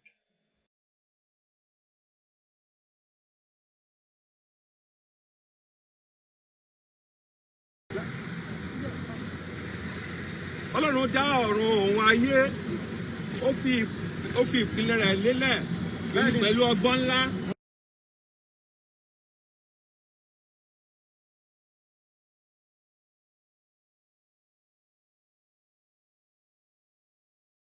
Ọ̀run òun ayé ó fi ìpìlẹ̀ rẹ̀ lélẹ̀ pẹ̀lú ọgbọ́n ńlá àti òye ńlá àti ìmọ̀ ńlá. Ó dá olúkálùkù ní èdè tiẹ̀, ó sì fún wọn ní ilẹ̀ tiẹ̀. Wọ́n ní nǹkan bí 100 ọdún sẹ́yìn, a pa oríṣiríṣi ọ̀pọ̀ ènìyàn pọ̀, oríṣiríṣi èdè, oríṣiríṣi ilẹ̀, èyí tí Ọlọ́run ò dá, a so wọ́n pọ̀. Ṣùgbọ́n ọjọ́ pé lónìí nítorí ìnira tó wà nínú àìṣe gẹ́gẹ́ bí tí Ọlọ́run ṣe fẹ́, àìtẹ̀sí ọ̀nà tí Ọlọ́run fẹ́. Lónìí àwọn Yorùbá tá a papọ̀ pẹ̀lú àwọn èdè mìíràn, àjèjì èdè ènìyàn, a jáde kúrò nínú wọn lónìí. Nítorí lórí ilẹ̀ tá a wà yìí, ibẹ̀ lẹ́yìn àṣẹ yẹn ti wá. Níwájú ilé tá a wà yìí, ibẹ̀ làṣẹ yẹn ti wá.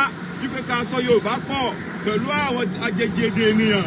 Ṣùgbọ́n lónìí lórí ilẹ̀ yìí gan la wá sí lónìí láti tú u ká, láti fọ́ ọ̀dànù, láti bà á jẹ́, láti kó Yorùbá kó padà sórílẹ̀-èdè wa, kí olúkálùkù kó padà sórílẹ̀-èdè tiẹ̀. So a jáde nínú àgọ́ yẹn, a jáde nínú ìpapọ̀ yẹn, a jáde nínú plan àwọn ènìyàn lénìí, torí pé àṣẹ Ọlọ́run ni bó tá bá dé láyé àdé lọ́run, ìta bá sì fọ́ láyé àfọ́ lọ́run, ìta bá fọ́ láyé àfọ́ lọ́run, àfọ́ lọ́run. Láti òní lọ Yorùbá jáde kúrò léjèjì lájèjì èdè ènìyàn. Láti òní lọ a jáde kúrò nínú àhámọ́. Láti òní lọ a jáde kúrò nínú ìṣẹ́. Láti òní lọ a jáde kúrò ní pàǹpẹ́ Sátánì òkùnkùn tó so wá pọ̀. Ajá tuntun, agbá òmìnira, agbá orílẹ̀-èdè tiwa, Odùduwà nation, Yorùbá nation, àbí lónìí, ajáde lónìí, àti fọ́ láyé, àti fọ́ lọ́run, àti fọ́ láyé, àti fọ́ lọ́run. Gbogbo agbára tó bá so pọ̀, ó fọ́ dànù láyé, ó fọ́ dànù lọ́run. Tàṣẹ lóòjò ń rọ̀, tàṣẹ ní ìrísẹ̀, iná inú àpáta kì í kú. Àṣẹ Ọlọ́run ní àfọ́ láyé, àti fọ́ lọ́run, àfọ́ láyé, àfọ́ lọ́run. Once again, a very good afternoon to those of you that have joined us. Àti fọláyé, àti fọlọ́run. Nàìjíríà ò tún ní gbérí mọ́ láyé. Nàìjíríà kò tún ní gbérí mọ́ láyé àti láyé. Nàìjíríà tí a ti fọ́ kò tún ní gbérí mọ́. Forget about everything you are looking at in Nigeria is all what they call mirage. Ẹ mọ̀ tán pè ní mirage. Ṣé rí diplomacy tá à ń bá lọ nísìn because we have not become violent. But like I said, it will get to that stage. We are doing what they call diplomacy. This is what we're doing now. Engaging all the stakeholders. You think when I'm speaking, the international community are not watching? They are watching. They have what they call observer to sit down and watch everything we are saying. And if they refuse to report back to them and give them the right report that this country will go bust, then British will have to suffer the consequence as well. Britain will suffer the consequence. The consequence of not doing the right thing to break up that shit old country, they would also face the consequence. Because èyí tá a ṣe pẹ̀lú Nàìjíríà ó ti tó gẹ́. There's no way out. There's no way in. Let us completely dissolve the marriage peacefully. And if the marriage does not get dissolved peacefully, there will be humanitarian disaster. That I'm not afraid to tell you. There will be humanitarian disaster. But we will know that we will then resolve the problem. Ọ̀nà méjì ni. Diplomacy don't work, there will be humanitarian disaster.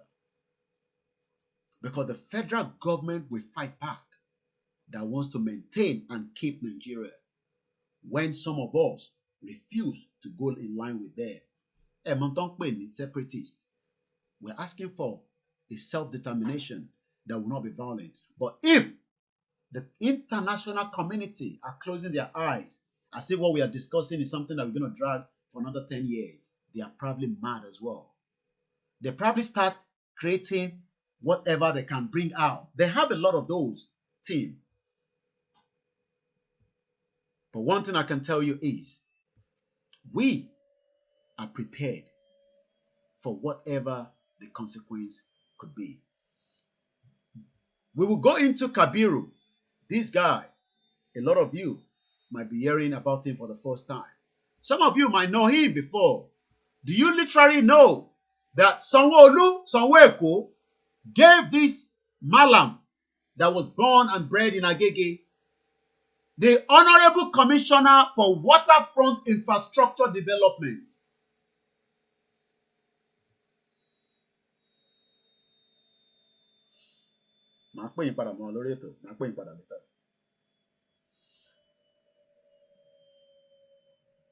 Once again, a very good afternoon. And do you know, just after I was given that opportunity, do you know those that visited him all the way from KATSINA, the deputy governor? Let me increase the front so that you can see properly. But let's come back here first. Thumbs up for KABIRU, Sanwo-Olu, and KABIRU AHMED, August 17, 2019.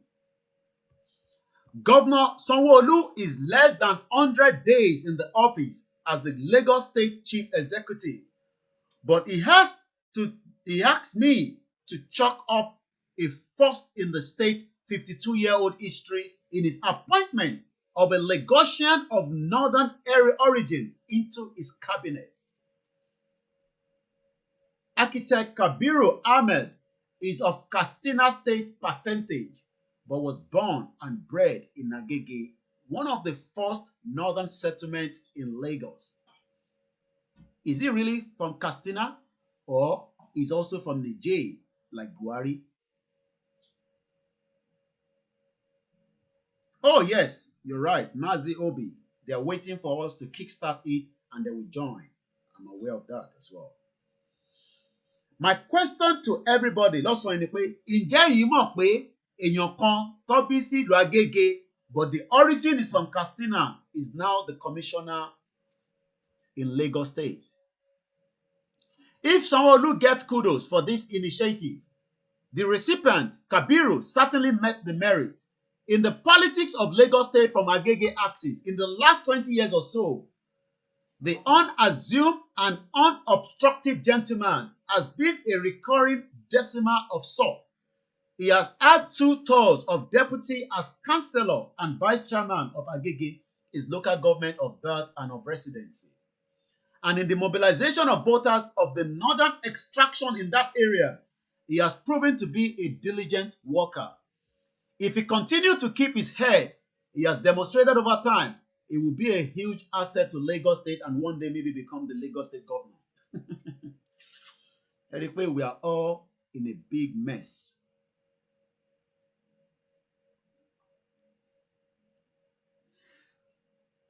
Just in case someone wants to fault his appointment, let us all be reminded that it is a cynic with reality and common practice. The fact that it is happening in Lagos for the first time since the creation of the state does not make it less remarkable or less sound in good judgment. In the current democratic dispensation, a Yoruba man from Ijebu-Ode is a major government functionary in the administration of Governor Nestle Arufa in Kaduna State, contributing his own quota to the economic development of that state. So you can see what they're judging with. That we have a Ijebu man that is also in Kaduna that is doing well. And that means we can also have somebody from KATSINA. The development is a good omen for the state, considering the position of Lagos as the commercial nerve center of Nigeria. We're going to break it up. that nerve center will go into bust very soon. You can see why they want to keep one Nigeria, both those that are working for them. Anytime more real origin, I'm talking about this man here. And the first person that paid him a visit was from KATSINA, the deputy governor.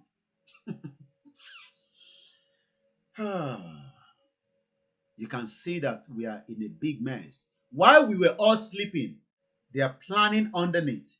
So nígbà tí wá sọ pé ẹrí Sẹ́ríkí l'Ékòó, ẹ mọ̀ pé ó ti ń bọ̀ díẹ̀díẹ̀ kó tó di pé ẹrí Sẹ́ríkí l'Ékòó.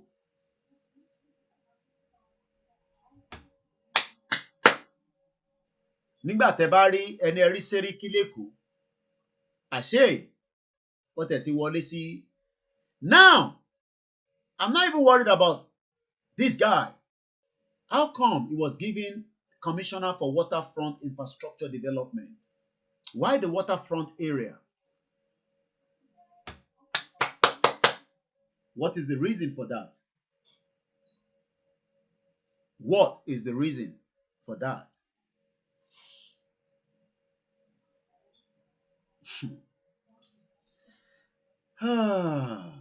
Nigeria at the verge of breakup. Let me now show you some few things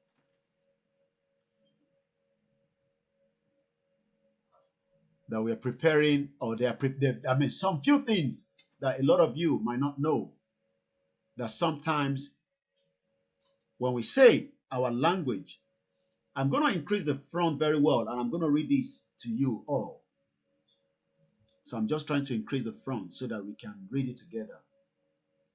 And I hope you're all still with me. Good afternoon, Mamawa Aderonke Oluwole. Bobby Black, welcome to the show. Akigbogbo organization, Akigbogbo Egbe, Akigbogbo ẹ̀yin tí ẹ wà ní different WhatsApp group, tẹ́ ń ṣiṣẹ́ lọ́sàn-án, lóru, lálẹ́. Continue to make that effort. Our effort will not go in vain. I can assure you that. Sharing 30 mẹ́nu lé lórí pẹ̀lú kòkò 34. Nigeria cannot survive. Don't worry about the mirage that they're telling you, Nigeria will survive. If Nigeria do not break by 2023, election is not going to hold, and that will break up Nigeria. It's as simple as that. Let's come here. Europeans are the smartest people in the world. Do you know that once you step out of United Kingdom, there is no country whose language is English in Europe? Do you know that? They mortgage us already. They are in trouble. You're right. What's in the fash? Ayuba Adebi. Thank you very much. I do follow all the comments. Thank you very much, Nila Lancy. All their plan is just to take over all the water source in Lagos. Yes, I'm going to come back to KABIRU later on. But why was he giving the waterfront? Very soon, he will start selling everything to Dangote. Let's come back here. Ṣé ǹjẹ́ yìí mọ̀ kí lè ṣe àyàn gbífọ̀ ẹ̀? The translation. Ǹjẹ́ yìí mọ̀ pé tẹ́ bá ti kúrò nínú United Kingdom, ẹ tún ní gbọ́ English nílùú tẹ́ ń lọ. I'm sure we have a lot of Nigerians that are educated. They call themselves. But they don't want a Yoruba nation because we'll probably be speaking a Yoruba language. But when they are traveling, they have a translator to translate èdè fún wọn. A máa translate èdè níbi tó ń lọ. We open the phone line shortly. Bear with us. Wale Akinsanya, my brother. Mo kí ẹ tìfẹ́tìfẹ́. Mo kí gbogbo ẹ̀yin tẹ́ wà ní outside London. Iṣẹ́ tá gbé dání is not a job for those in London. People tend to think that it's only people in London that are working. I say we have so many people that are working very well. Olaitan Emmanuel, Adeshola Ismail, Dayo Kuye. Mo kí gbogbo àwọn orígun church kankan. We don't fight with any church, but we expect the churches to tell our people the right thing.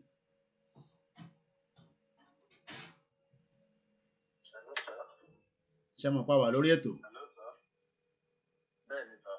Ẹ káàárọ̀, sir. Ẹ káàárọ̀. Níbo lẹ ti ń pè? Mr. David ló ń sọ̀rọ̀ láti ilé ayé. Ó dà. Ẹ jọ̀ọ́, sir. Ó ní nǹkan kan tí mo fẹ́ check in. Mo ní nǹkan kan. Mo rí pé ọ̀rọ̀ Yorùbá nation ó ká wà tá a wà ní diaspora lára ju àwọn èèyàn tó wà nílé ju àwọn ọmọ Yorùbá tó wà Nàìjíríà lọ. Ṣé yín, sir? Àgbọ́yé. Ohun tí mo rí ń bẹ̀ ẹ jọ̀ọ́ ẹ mọ̀. Ṣé ní ohun tí mo rí ń bẹ̀ ni pé ẹ wo àwọn Haúsá ẹ wo àwọn Fúlàní wọ́n kọ́ ọmọ 6 years old bí wọ́n ṣe ń yìnbọn. Ṣé fáìn wọ́n ti gbé tẹ́lifí wá sí wọ́n ti ń kún jẹ́ tẹ́lifí sí àwọn kékeré nílẹ̀ Yorùbá. Wọ́n kọ́ ọmọ 6 years old bó ṣe bọ́n ṣe ń yìnbọn. Wọ́n tún kọ́ àwọn ìyàwó ilé wọn bí wọ́n ṣe ń yìnbọn. Psychologically, the message they are sending to us is that tásìkò yẹn bá dé ẹ má rò tẹ bá pàdé àwọn obìnrin Fúlàní pẹ́ ti escape wọ́n máa yẹn everybody pa ni pé tẹ bá pàdé ọmọdé Fúlàní kan wọ́n máa yẹn pa ni. That's the message they are sending to us. Kí ni àwọn èèyàn wa kí ni wọ́n ń ṣe ní Nàìjà? Kí ni àwọn ìyàwó wa ń ṣe ní Nàìjà? Kí ni àwọn kí lorúkọ àwọn ọmọ kéèké ń ṣe ní Nàìjà? Kí lorúkọ ẹ̀ àwọn ìyàwó wa àbí kán lọ jó ẹ̀yin màmá ẹsẹ̀ ń bẹ́ẹ̀ kán máa náwó kì í sóyè yín pátì ni a fẹ́ máa ṣe èdè lágbájá fún tàbí ló fẹ́ ṣe kíní kan pátì ṣẹ́rí. We need to think. We don't need to think alone. There's time for diplomacy. There's time for action. These people are preparing themselves betterly for the action. And when the time comes, Ọlọ́run ní jẹ́ ká regret ẹ̀ o. Bàbá Gani Adams wọ́n ló mọ ogun 10 million bí kan, wọ́n ló mọ ogun 100 million bí kan. Ẹ má jẹ́ ká jókòó tì yẹn nìkan. Ẹ jẹ́ kí each individual ẹ jẹ́ ká bẹ̀rẹ̀ sí ní promote crusade pé kí each individual kó gbáradì o. Kíní yìí máa ṣẹlẹ̀ o and it's not a joke o. Kíní yìí máa ṣẹlẹ̀ ṣòye ìbò before and it's going to be a simultaneous attack. So before it happens, it's better for us to prepare better and take the word to them before they bring the word to us. Because the word has already been brought to us in our doorstep. One until ignite here. It's already in our doorstep. So, it's a and it's a very, very short period of time, sir. Thank you very much. I don't have that Mazi Obi. Thank you very much as well. But I'm sure I'll probably maybe have that set up, sometime soon. But if you want to support Koiki Media, I have told you media needs help continuously. And I'm not. Look, even before we started Yoruba Nation, and I'm not a blogger. I'm a registered media organization called Koiki Media. And we've been working and operating for a very long time. Okay, it looks like another call is coming through. I will allow that to come in as well. And I know the caller, and I'll let the call come through as well. Hello, caller. Hello, sir. Egbon's okay. Egbon's okay. Hello, sir. Emma Sorola, yes, sir. Okay, sir. Ṣé ẹni tó sọ̀rọ̀ láti ó dàbí pé èmi dùn. Torí èmi náà ni mo sọ fún yín jọ́ òní ìwọ ni màá ti ẹbí òkèbọ̀ jẹ́ bí sí pé àní state of anarchy ni ká kọ́kọ́ bẹ̀rẹ̀ pẹ̀lú Tinubu kọ́kọ́ get rid of him. Torí òun ló bà ilẹ̀ Yorùbá jẹ́, òun ló ká àwọn ọba sí abẹ́. Òun dẹ̀ nígbà tí Fúlàní bá ń wá sí Nàìjíríà sílẹ̀ Yorùbá tó ń gbébọn dání tó lọ ní Sẹ́ríkì of Fúlàní. Wọ́n dẹ̀ ń develop Shanghai Empire wọn ní Niger. Wọ́n ń kọ́ ní refinery gbogbo wa. Wọ́n ń ṣe ọ̀nà bẹ́ẹ̀ wọ́n ń ṣe railway. Wọ́n fẹ́ ṣe àwọn gold airport. Ẹnu pé àwọn Fúlàní Niger àwọn ló ń control north. Investment ti north tẹ̀ rí Fúlàní ni ó ní Niger lọ́nà ti operate. Àwọn olù serious Igbo kan wọ́n ti fẹ́ grant ẹ̀. Ó wá ló fi rọ̀ sílẹ̀ olùmọ̀dé wọn tó wá from Kano to Lagos. Wọ́n dẹ̀ ní agenda àwọn olù serious Igbo kan wọ́n ti fẹ́ grant the whole nation. Latest 2022 wọ́n lè máa pa àwọn èèyàn. Even in the north wọ́n pa àwọn èèyàn. Every two parties here, me and be one pound more, you want to go and watch product. So there is no point. Kamajo kone kolon chichela bele. Ekika ni adama so pe koji tasi kojo ba de kene kan wa se and etc. Ogun olojele ke to sele lo. Ogun olojele to sele lo. Pe wọ́n pa oko jẹ́, wọ́n pa àwọn èèyàn, wọ́n kidnap. Agenda so before December, before October coming year, everybody at pro. One day, which okay, one weekend àwọn èèyàn. Ẹ ṣe mọ̀ pé ẹ má bínú bàbá wa ṣe mọ̀ pé in tactics tí wọ́n ṣe nísìn náà nìyẹn ṣe rí pé àwọn protest yẹn nísìn tí EndSARS yẹn ó fizzle away after àtọ̀kọ́ military síta wọ́n fi military dẹ́rù bá àwọn èèyàn. The military is now positioned in every part of southwest and southeast. Now ẹ̀rù wá ń bá àwọn èèyàn nísìn wọ́n lè jáde mọ́ ẹ̀rù ò lè bá wa o. Èmi ti sọ pé ó máa wà violent ó kù díẹ̀ ni. Whatever to do, we just have to. Wọ́n sọ plan ní wọn ní October 12, 1960. Wọ́n tún sọ nígbà tí Buhari débẹ̀ ó lọ sí Saudi ó lọ sọ ilé oúnjẹ ìṣeré ọ̀rọ̀ ẹ̀sìn tó bá jẹ́ ọ̀rọ̀ ẹ̀sìn ni tí wọ́n kọ́ máa destroy fáwọn àwọn Muslim ní north ń sìn fáwọn Muslim tí ó bá ti sí ẹ̀mí abẹ́ wọ́n á destroy ẹ̀. So mi pé Fúlàní ni ó fẹ́ take over everything. Àwọn ẹ̀rọ ti take over. Àwọn kìnìún náà wọ́n ṣe the same thing ní military. Wọ́n pa àwọn kíngì wọn wọ́n replace wọn pẹ̀lú emir. Wọ́n dẹ̀ sọ pé wọ́n máa dé gbogbo ocean náà àwọn ni. Why are we so much afraid? Àwọn ọba ṣe kékeré kan sọ fún wọn kan ṣe bọ́dá tí whoever cannot follow us but the only thing that ma kọ́ ṣe ni pé tágbó tí jẹ́rìí tẹ́ bá ti fẹ́ jalú ìjà báyìí káwọ́ bó ṣe ṣẹlẹ̀ the other country. Bẹ́ẹ̀ni. Ó tilẹ̀ before wa. Bẹ́ẹ̀ni. We are not the only one. Two. Báwo náà ṣe máa ìyànjẹ àwọn fọ́nìlà ṣe máa pa wá nílùú wa. And they are not even majority, they are minority. Àwọn Fúlàní tá à ń sọ, they are minority but they have the support from those from the Yoruba and our kings. Wọ́n fún wọn ní backing. So tọ́ba tí ò bá mọ̀ pé in tí àwa ń sọ, afẹ́jẹ́kọ́ padà sí bó ṣe wà tẹ́lẹ̀ tó ṣe lágbára sí tẹ́lẹ̀.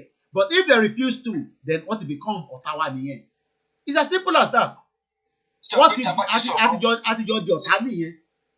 Ìjẹ wà ní diaspora tí ẹ ṣe gbogbo àwọn action yìí ta cherish ẹ take action ẹ sọ fún wọn pẹ̀lú tí nǹkan tó wọ́n lọ ń ṣe. Díẹ̀ kúkúrú báyìí ló kù. Bóyá kìnìún àdé nǹkan kan bóyá ìjẹ tàbí jẹrin he was still making mouth and say that everybody sọ̀rọ̀ Yorùbá nation abínú sí wọn a máa sọ̀rọ̀ restructuring ló wà tí wọ́n ti sọ ìgbogbo everything restructuring yẹn nígbà táwọn Fúlàní ìdàrú wọn ní kò sí nǹkan tó ṣe ní October this year àwọn Fúlàní àwọn tí ó represent Buhari tó ti kó ó dẹ̀ ń sọ fún yín pé ẹgbẹ́ mi sọ not to be talking of restructuring not to be talking of living the nation and he still saying it. Ṣé ẹni tó ti jẹ́ 4 years old sir ṣé àwọn ló yẹ kó tún máa control ni tí a bá ti tó 8 kó lọ jókòó ìgbà wa ti jẹ́ 60. Àwọn tó wọ́n rectify problem nígbà tó wà ní their 60s èmi tẹ̀mí wà ní my 40s nísìn àtúmọ̀ á sọ pé ẹja lísìn sáwọn bàbá kan tó wà ní their 80s tí wọ́n ti mortgage life gbogbo wa èmi wà òkè lóòótọ́ àmọ́ gbogbo generation mi gan ó likely kan má padà sílé bí nǹkan ṣe ń lọ yìí. ṣẹ́gbà mo ní president France ó tẹ̀lé bá bẹ́ẹ̀ wà ní 83 ọmọ kékeré ni Buhari ló wà bẹ́ẹ̀ ó wá ní 2016 ó nígbà wo làwọn yóò ti fẹ́ ṣe kankan ṣé àwọn arúgbó yìí lóyè máa ṣe lọ. Gbogbo àwọn ọmọ tí wọ́n ti bẹ̀rẹ̀ láti gba alẹ́ àti sí wọn wọ́n dẹ̀ ti ń ṣe pé kínní they don't want to live let them live the life for àwọn tó jẹ́ 40, 45, 50 kọ́ máa ṣe support táwa bá dé lè give báwa give because àwọn ló rọ̀ kọ́ kékeré làwa lè ṣe another thing there are many people so ẹ take statistic everywhere láti Kogi wá sísàlẹ̀ jẹ́ gbogbo èèyàn ló ti sùn but àwọn kékeré àwọn ló dàgbò lú àwọn kékeré tó dàgbò lú yẹn àáwòbó ní gbogbo ẹ wà á gé tá a bá ti gé gbogbo ẹ a lè bí lọ olófin jẹ́ kí àwọn àlejò kó wà ní house lẹ́kọ̀ọ́ ló ń ṣe gbogbo bí so that ó bá yá wọn lè kó oúnjẹ ilẹ̀ Yorùbá ṣé òun ló máa jẹ́ tí wọ́n á gbé kó oúnjẹ ilẹ̀ Yorùbá àbí kò mọ investment tí àwọn náà ṣe bẹ́ẹ̀ àbí àwọn Èkó Yorùbá kọ́ ni wọ́n ní and etc. Ewa náà sì kó ládàgbà sí ṣàwùsá là ń sọ ní ṣé ẹni lè ṣe nǹkan tó jẹ́ bábà yọkan tí ọkàn ìbàjẹ́ Ìgbò ìbàjẹ́ Yorùbá ìbàjẹ́ Calabar tó bá pààyàn kan ní north Kano gbogbo Yorùbá gbogbo Calabar gbogbo Igbo gbogbo ló máa pa. why is it that wọ́n wà ní ọ̀dọ̀ wọn Haúsá ló máa sọ wọ́n dé sálẹ̀ Haúsá ló máa sọ kò sí kan tó kàn wọ́n. ẹ mọ̀ pé tá bá ṣe ẹ má bínú bàbá wa ẹ mọ̀ pé bàbá wa ẹ má bínú sà ẹ mọ̀ pé tá bá ń ṣe security meeting ní Abuja ẹ mọ̀ pé Haúsá ló máa fi discuss Haúsá ti wá gba gbogbo Aso Rock àwọn ló ń dominate Aso Rock. So I don't understand why people say we should continue to fall in love, with this contraction. Only I was discussing with somebody last week. Ó dẹ̀ ń sọ pé Hausa ló ní gbogbo West Africa, Hausa ló ní Nàìjíríà, Èkó Hausa ló ní Ìbàdàn Hausa ló ní àmọ́ ẹ bá gbọ́gbọ́ mi pé kíni. Ibú àwọn mílíọ̀nù tí a ti ń sọ̀rọ̀ wọn yìí jẹ́ pé wọ́n ń pa wọn ọ̀rọ̀ kan, wọ́n ti dẹ́rù bà gbogbo wọn àti gbàgbọ́ àti Christian àti Muslim to the extent pé tí wọ́n bá ti rí Fúlàní àti Hausa kò sí nǹkan tó lè ṣe mọ́. Wọ́n máa support wọn and that's why we say that whatever tá a bá fẹ́ ṣe ṣe spiritual ṣe ẹ jẹ́ ká continue ẹ jẹ́ ká bẹ̀rẹ̀ ní sí yìí if Tinubu ẹ̀ tó get rid of it tó bá ṣe àwọn ilé ìjọba ní Adégbèjọ́lá gbogbo wọn tó bá ti ṣe ṣe ní táwọn bá yẹn kékeré ni wọ́n á sá wọlé ìyẹn ló ń control báwo ló bá ṣe máa lọ máa bá Tinubu lọ́sùn ṣé bó olú yẹ kó lọ bá wọn àdéhùn tìrà ó mú ìgbé àdọ́bà ọba ló lọ ń kí wọn nílé nísìnyí. Ẹ ṣé gan ni bàbá wa ẹ jẹ́ ká tún bẹ́ẹ̀ lómi sọ̀rọ̀ ẹ má bínú ẹ ṣé gan ni torí àsìkò mo appreciate kọ́là wa ẹ jẹ́ ká láti Kwara. All right, let's we open the phone line but let's continue. Ṣé fẹ́ dá sórí ètò nítorí mo ti send message pé mo wà lórí ètò ẹ̀dẹ̀ ṣé fẹ́ dá sórí ètò ni ṣé fẹ́ dá sórí ètò.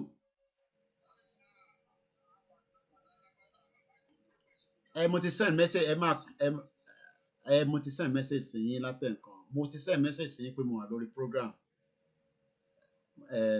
ẹ kàn play ẹ jẹ́ kó máa wo fídíò tá a fi ń ṣiṣẹ́ ṣọ́wà ń tòsí kí n sáré kí wọn.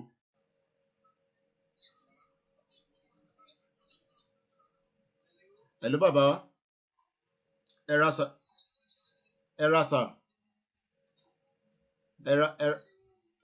yes sir yes sir. Àmín àmín àmín àmín.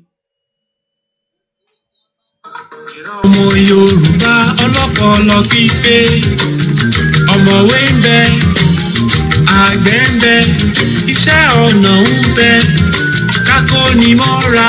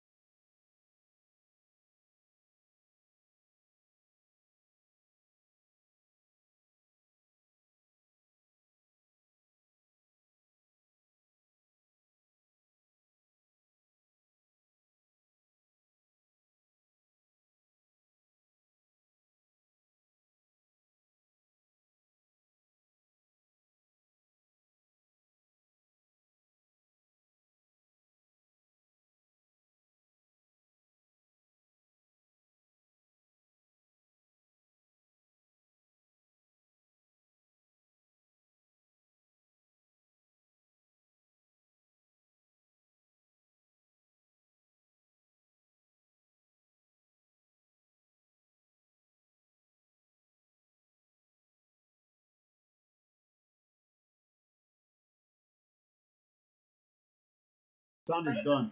Okay, sorry, the sound is gone. It's back now. Sorry, guys. The sound is back. Yeah. No, you continue. They didn't pick some of your conversation. Mm. Mm. How many people? Okay, look at the other side now. The outside killing people every time. Look at the whole street. What the police they put on the door, you working for them. You working for all these leaders. Making money for them. Look at what the door said. Show me what they did.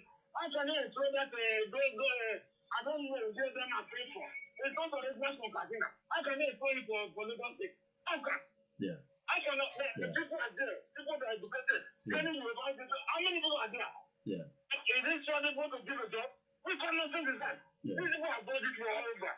Let me tell you, all these people that are drawing from Biafra land and Northern land, all of them, they surely get to these Fulani people. Oh yeah, that's what they've done. All those are words with them. We can't let these people to live. They don't have money we have in Chile. They don't have it. We cannot have it. We cannot say. So let, as you say now, let us go let this collaboration come down. Whenever British in this war, we will stand there every day and UN. We cannot, they cannot be a very they go our people. Our mother, they are sleeping already there. Our sisters, they decide that nobody shall go farm again. What nonsense is that? Let me tell you, I want to tell you one secret is now. Yeah. You see, I want to tell you, I don't know if you know or if you don't know. I want to tell you one secret. You see the palliative they had in warehouse? Oh yeah, we saw that. We saw that, yeah. Okay, wait. I want to tell you something. There is a warehouse where they hide money. Yeah, I heard about that as well. I heard about that, yeah. Okay. Okay. When they hide money, all warehouse, you go to Badon, it's many. Their warehouse, you go to Badon, it's there. You understand me? Yeah. They hide money. I'm telling you, this money they have is not your currency. It's our currency. These three currencies. You have pounds, you have dollar, you have euro. It's what they hide there.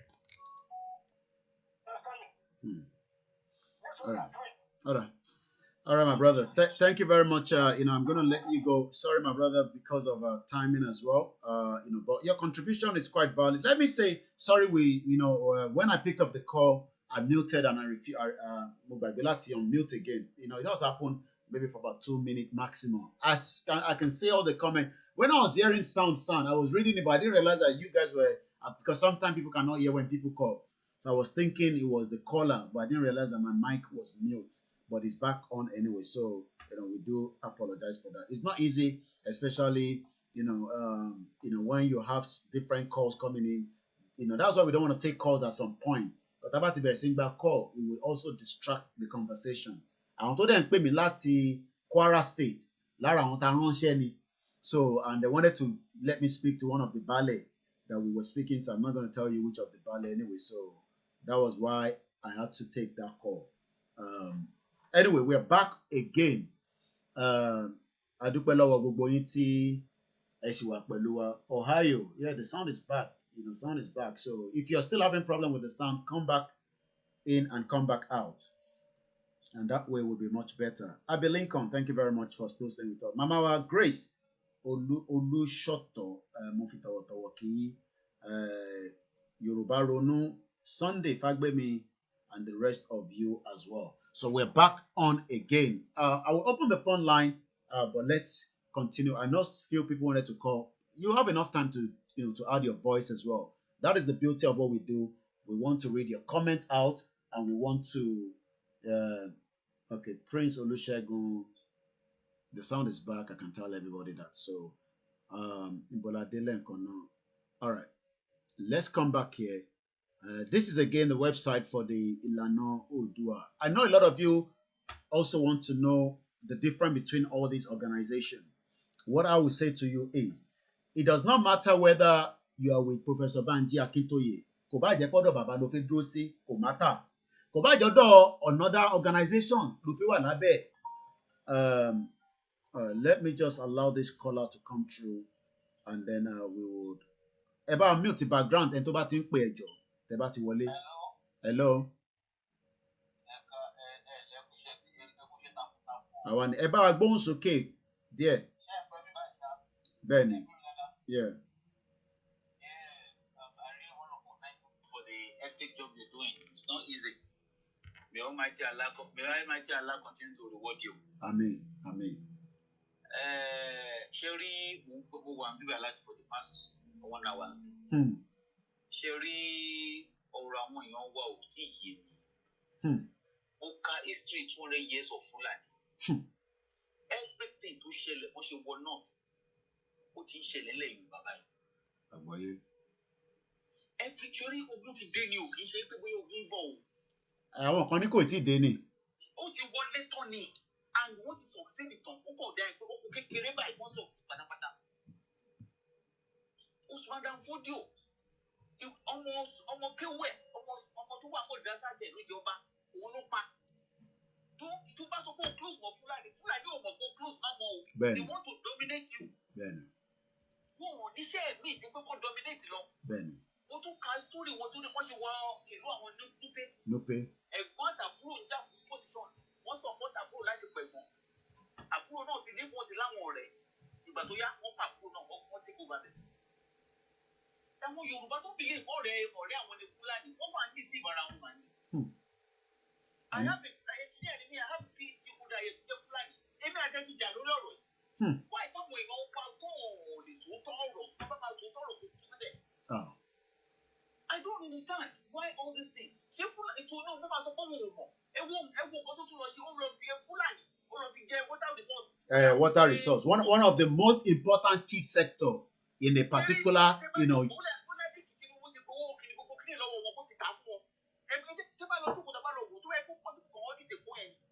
It's possible to go because how will you take a Fulani man once or a water resources bill in your house and then you have to come and say, your commissioner of Fulani level, see water infrastructure. Yeah.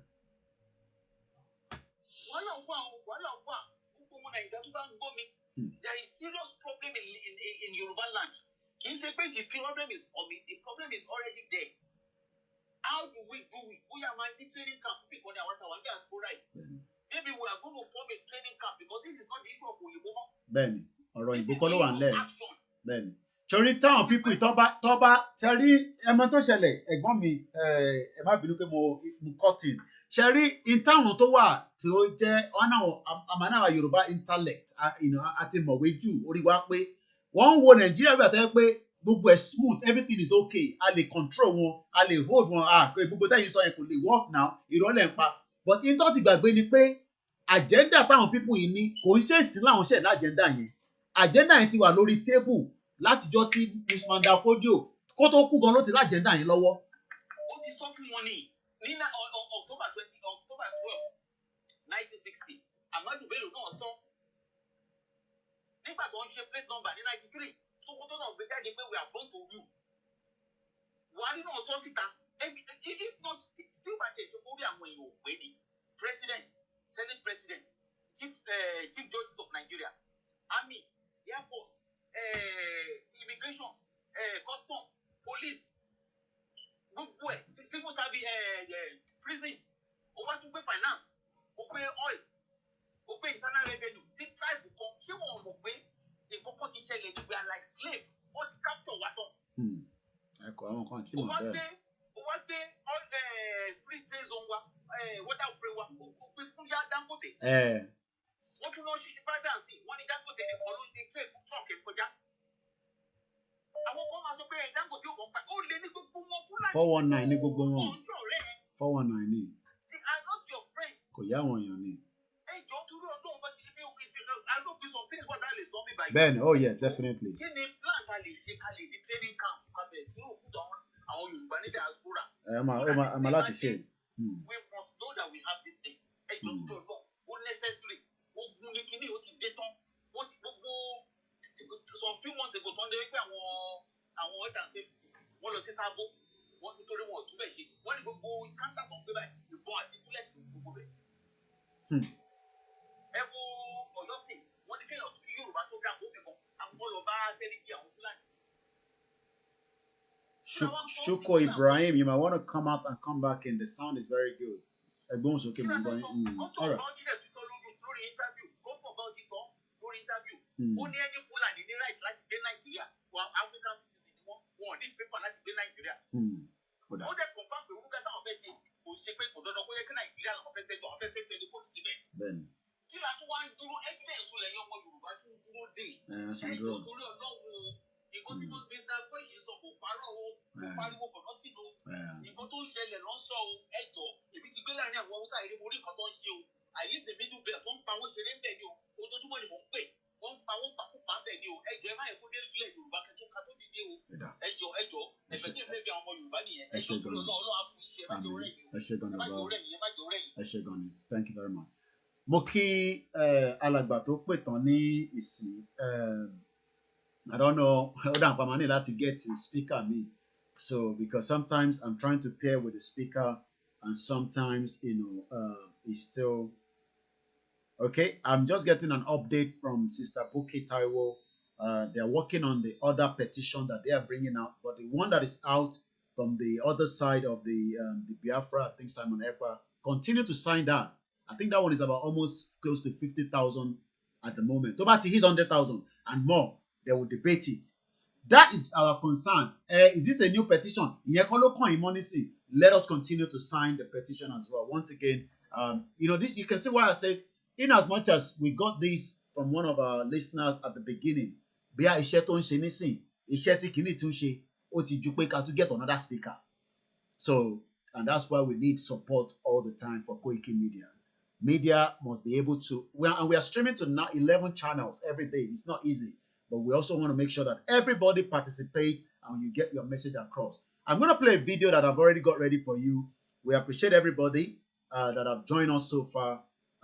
We will still open the phone line, but just bear with us for a few minutes. Mama Kwe, Babawati Kwe, Latin America, and some few other individuals as well. I also say good afternoon to all the lecturers. You might be surprised. In Nigeria, some of them have got in touch with us. We don't have to tell you which of the country, which of the state, and which university. Gbogbo yín pátápátá la dúpẹ́ lọ́wọ́ ẹ̀. Ẹ jọ̀ọ́ tẹ́ bá ti ń ṣe lecture nísìn, ẹ máa bá wa fi àjàsà sí. Ẹ mọ̀, a mọ̀ pé Nigeria ó difficult fún gbogbo yín.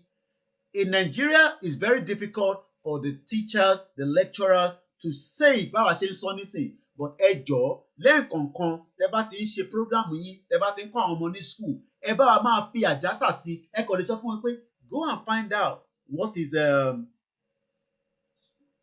okay. Let's see if I can pick up a transmission from one of the team in the Omoluka. I'm sure a lot of you know Omoluka very well.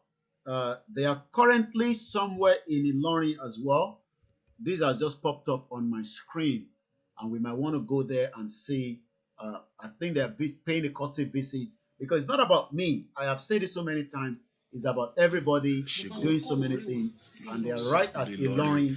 Sunday Ayọ̀délé tí wọ́n darapọ̀ mọ́ wa láti ìlú Dubai akíyí pé ẹ káàbọ̀ sáàrin wa ẹ bá wa pín ètò yìí ẹ jẹ́ kó máa lọ kẹ́dẹ̀ máa jẹ́ kí kọ́mẹ̀ntì yín wà ń bẹ̀ kẹ́ máa ṣe kára ó lé kẹ́ máa ṣe sí bàbá wa bàbá wa náà ni ẹ̀ ń wò lọ́wọ́lọ́wọ́ yìí wọ́n ní ẹnu oníkan àti ń gbọ́ ọ̀rọ̀ wa àwọn fúnra wọn máa sọ bí wọ́n ṣe jẹ́ èmi kọ́ náà ni mo tún máa sọ bàbá akíyín lẹ́ẹ̀kan sí bàbá. Ẹ ṣeun, mo kí gbogbo ọmọ Yorùbá ní Nàìjíríà àti ní France àti gbogbo àgbáyé lápapọ̀. Ẹ ṣeun, ọdún ni bàbá wa tí ẹ̀ ń wò lọ́wọ́lọ́wọ́ wọn yìí ṣe àìmọ̀ fún olóko ṣùgbọ́n fún àǹfààní àwọn tó ń rí yín tó jẹ́ pé ṣe náà kàn ń gbọ́ wípé ṣífù ìmáàmù kan ti Ìlọrin o ti Yorùbá o tí wọ́n kàn ń gbọ́ tó jẹ́ pé wọn ò mọ̀ yín dáadáa ẹ bá wa dárúkọ yín àti ibi tí a wà lọ́wọ́lọ́wọ́ ẹ bá wa dárúkọ fún gbogbo wọn. A wà nílùú Ìlọrin lọ́wọ́ báyìí ní local government central ní Ìlọrin West, so ibẹ̀ la wà lọ́wọ́ báyìí. So ó kọ́ mi ní Sheikh Ibrahim Adua nígbà chief imam Yorùbá of Ìlọrin Yorùbá land ní Nàìjíríà African Muslim leader. Ẹ ṣeun, ẹ jẹ́ kí n máa fi àsìkò yìí kí ẹ̀gbọ́n mi Ọláyọmí Kóìkí àwọn náà ti darapọ̀ mọ́ wa lórí ètò akíyìn pé ẹ káàbọ̀ gbogbo ẹ̀yin tí ẹ ti ń darapọ̀ ẹ bá wa pé ètò ẹ̀yin náà mọ̀ pé lẹ́ni tí a wà lọ́dọ̀ bàbá lẹ́ni àwọn yìí pamọ́ sábẹ́ ẹ̀ka kan wọn ò dẹ̀ fi gbà kan bò kan nínú bó bá ṣe rí ni wọ́n ṣe máa ń sọ ẹ bá wa pín ètò yìí torí information tó máa jáde lẹ́ni ó máa vital gan.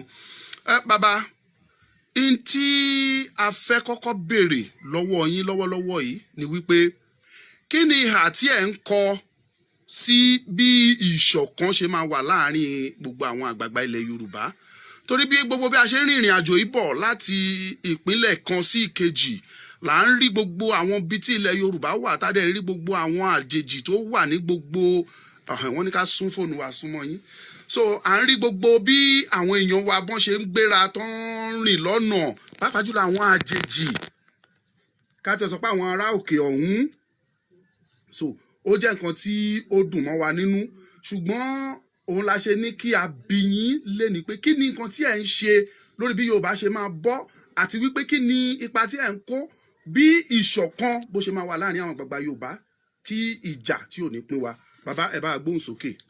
Mo kí gbogbo ẹ̀yin tí ẹ ń jàjà fún òmìnira ilẹ̀ Yorùbá pàtàkì jùlọ ẹni tó kọ́kọ́ ń ṣe interview fún mi lónìí Ọmọlúkà inú mi dùn púpọ̀ pẹ̀lú iṣẹ́ takuntakun tẹ́ ẹ ṣe wá láti ìlú Ondo wá sí Kwara ẹ ti wá wọ Kwara yín sìn láti Ondo sí Kwara yín sìn ẹ mọ iye kìlómítà rẹ̀ tó jẹ́ so iṣẹ́ takuntakun náà lẹ̀ sí tẹ̀fíwá dé Ìlọrin lẹ́tún wá wà yìí ní capital bí tó jẹ́ olúùlú a tún wá kí gbogbo àwọn ọmọ ìyá wa táwọn wà ní diaspora pàtàkì jùlọ ọmọ mi dáadáa kí òkì inú mi dùn sí púpọ̀ torí pé iṣẹ́ tó ń ṣe ní diaspora ní London Ọlọ́run jẹ́ kó yọ lágbára Ọlọ́run ọba tí èéfì yẹn lẹ̀ kò ní fi ọ́ lẹ̀ torí pé tí gbogbo ẹ bá dùn tán ìwọ náà wà nínú àwọn tí àjọ máa kọ̀ǹtrólù torí pé irú yìí báwọn gbogbo iná lẹ́ wálé wá sí Nàìjíríà pẹ̀tọ́ ibi tẹ́lẹ̀ déédéé o àti gba Odùduwà Republic o so ibi tẹ́ dìmú náà tí gbogbo àjọ máa wá sí papọ̀ tí ó mọ̀ fi dùn so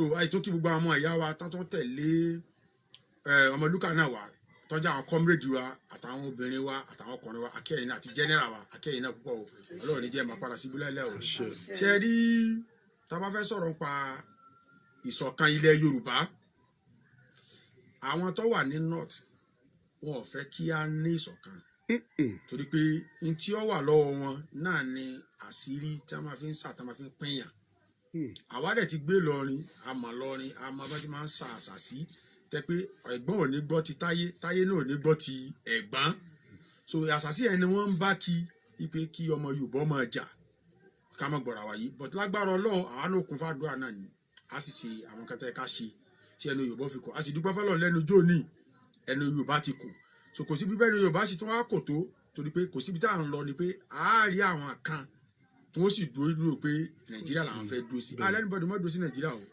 ẹni wọ́n fẹ́ dúró sí Nàìjíríà kò dúró sí Nàìjíríà so yóò máa ṣe president rẹ̀ ní Abuja but àwa tá a bá wà láti Jẹ̀bà ibi bíríjì wa àti Ìlọ́kọjà àtònìṣà ibi bíríjì wa gbogbo 10 states yẹn tó jẹ́ ti Odùduwà Republic àwọn máa ṣe Odùduwà Republic ti wá lọ torí pé àwọn ò bá wọn sí mọ́ Nàìjíríà ti kú so tí ṣe àwọn ò ní kankan tá a fẹ́ sí pẹ̀lú mọ́ so kò síjọ́ ojúmọ́ kan tí a rí dùnnú ní orílẹ̀-èdè Nàìjíríà bá ṣe pa sójà náà pa ọlọ́pàá náà pa navy náà pa kíní so gọ́vnà gan ò lè fọkàn balẹ̀ pé tó bá ń lọ bì kan pé ọkàn wọn balẹ̀ tó bá tá a bá wá ní security kí la fẹ́ dó lérí orílẹ̀-èdè o to be a citizen of Nigeria is not our voice èyí ò lè force yẹn pé kí ojú ọmọ ìlú so therefore ìṣọ̀kan tá à ń bá lọ àwa tá a gbọ́ra wa yé nílẹ̀ Yorùbá àti wọ 80% báyìí àwọn olóṣèlú nìkan ló kù àwọn olóṣèlú tó kù yẹn a ní àwọn gọ́vnà mẹ́fà tẹ́ pé àwọn náà ń tẹ̀lé federal àtàwọn sénétọ̀ wọn tẹ́ bá wá ka gbogbo gọ́vnà tó wà nílẹ̀ Yorùbá àti sénétọ̀ tó wà nílẹ̀ Yorùbá àti rẹ́pù tó wà nílẹ̀ Yorùbá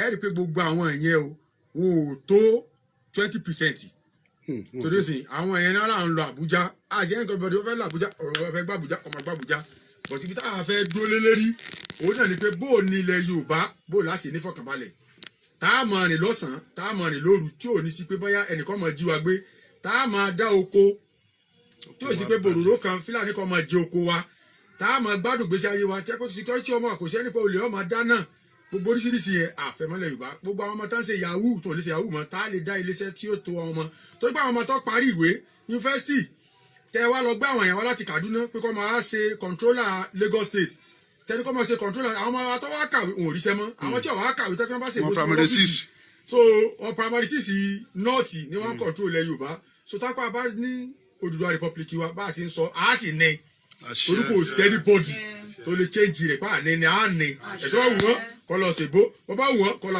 kò sí dọ́kàn mi torí pé mo ti sọ fọ́lọ́ ọba tó dá mi mo sì ti béèrè pé ṣé Odùduwà yóò bọ́ sí ọlọ́sísọ rẹ̀ mi pé chief imam mo ní nam Odùduwà yóò bọ́ sí mo ní yóò bọ́ sí ó ní wa Ọlọ́run tó sọ pé òun ó fi wọn afọlọ́kàn balẹ̀ pé yóò bọ́ sí mo wá ní ọba fẹ́ bọ́ sí o mi ò fẹ́ ká tàjẹ̀ sílẹ̀ Ọlọ́run ní kò ní sí tàjẹ̀ sílẹ̀ àwọn aláìdánu wa ni ó kú òfin wa àwọn ọ̀dàlẹ̀ ni ó kú láàrin wa àgbà Odùduwà republic mi tí mo sọ fẹ́ fún yìí kò sí kankan tó kù mẹ́rin pé ẹnu Yorùbá ti kù ẹnu àdúrà táwọn ọmọ ṣe kí gbogbo wa a máa fẹ́ràn ara wa ọ̀tún ọmọ fẹ́ràn ọ̀tún àbúrò ọmọ fẹ́ràn lágbára Ọlọ́run àsì níjàmọ́ sọ pé ṣe nínú ẹnu Yorùbá ti kù báyìí. ẹ ṣeun bàbá mi gbogbo ẹ̀yin tí ẹ ń darapọ̀ mọ́ wa káàkiri àgbáyé a dúpẹ́ lọ́wọ́ yín a kí yín lọ́pọ̀lọpọ̀ Ọláyọmí Kóìkí wọ́n ní ká sọ fún yín bàbá pé àwọn kí yín o wọ́n ní kẹ́mi ọlá yín ó gùn wọ́n ní káàkiri àgbáyé ni wọ́n ti ń wò yín páwọn ti connect mọ́ programu tiwọn a dúpẹ́ lọ́wọ́ wọn gbogbo ẹ̀yin tí ẹ dẹ̀ ń darapọ̀ ẹ máa fi kọ́mẹ̀ntì yín síbẹ̀ kẹ́ máa kí baba ní kára ó le kẹ́dẹ̀ máa bá wa tọ́ǹbù kẹ́ máa láìkí ẹ̀ kó máa lọ kẹ́dẹ̀ share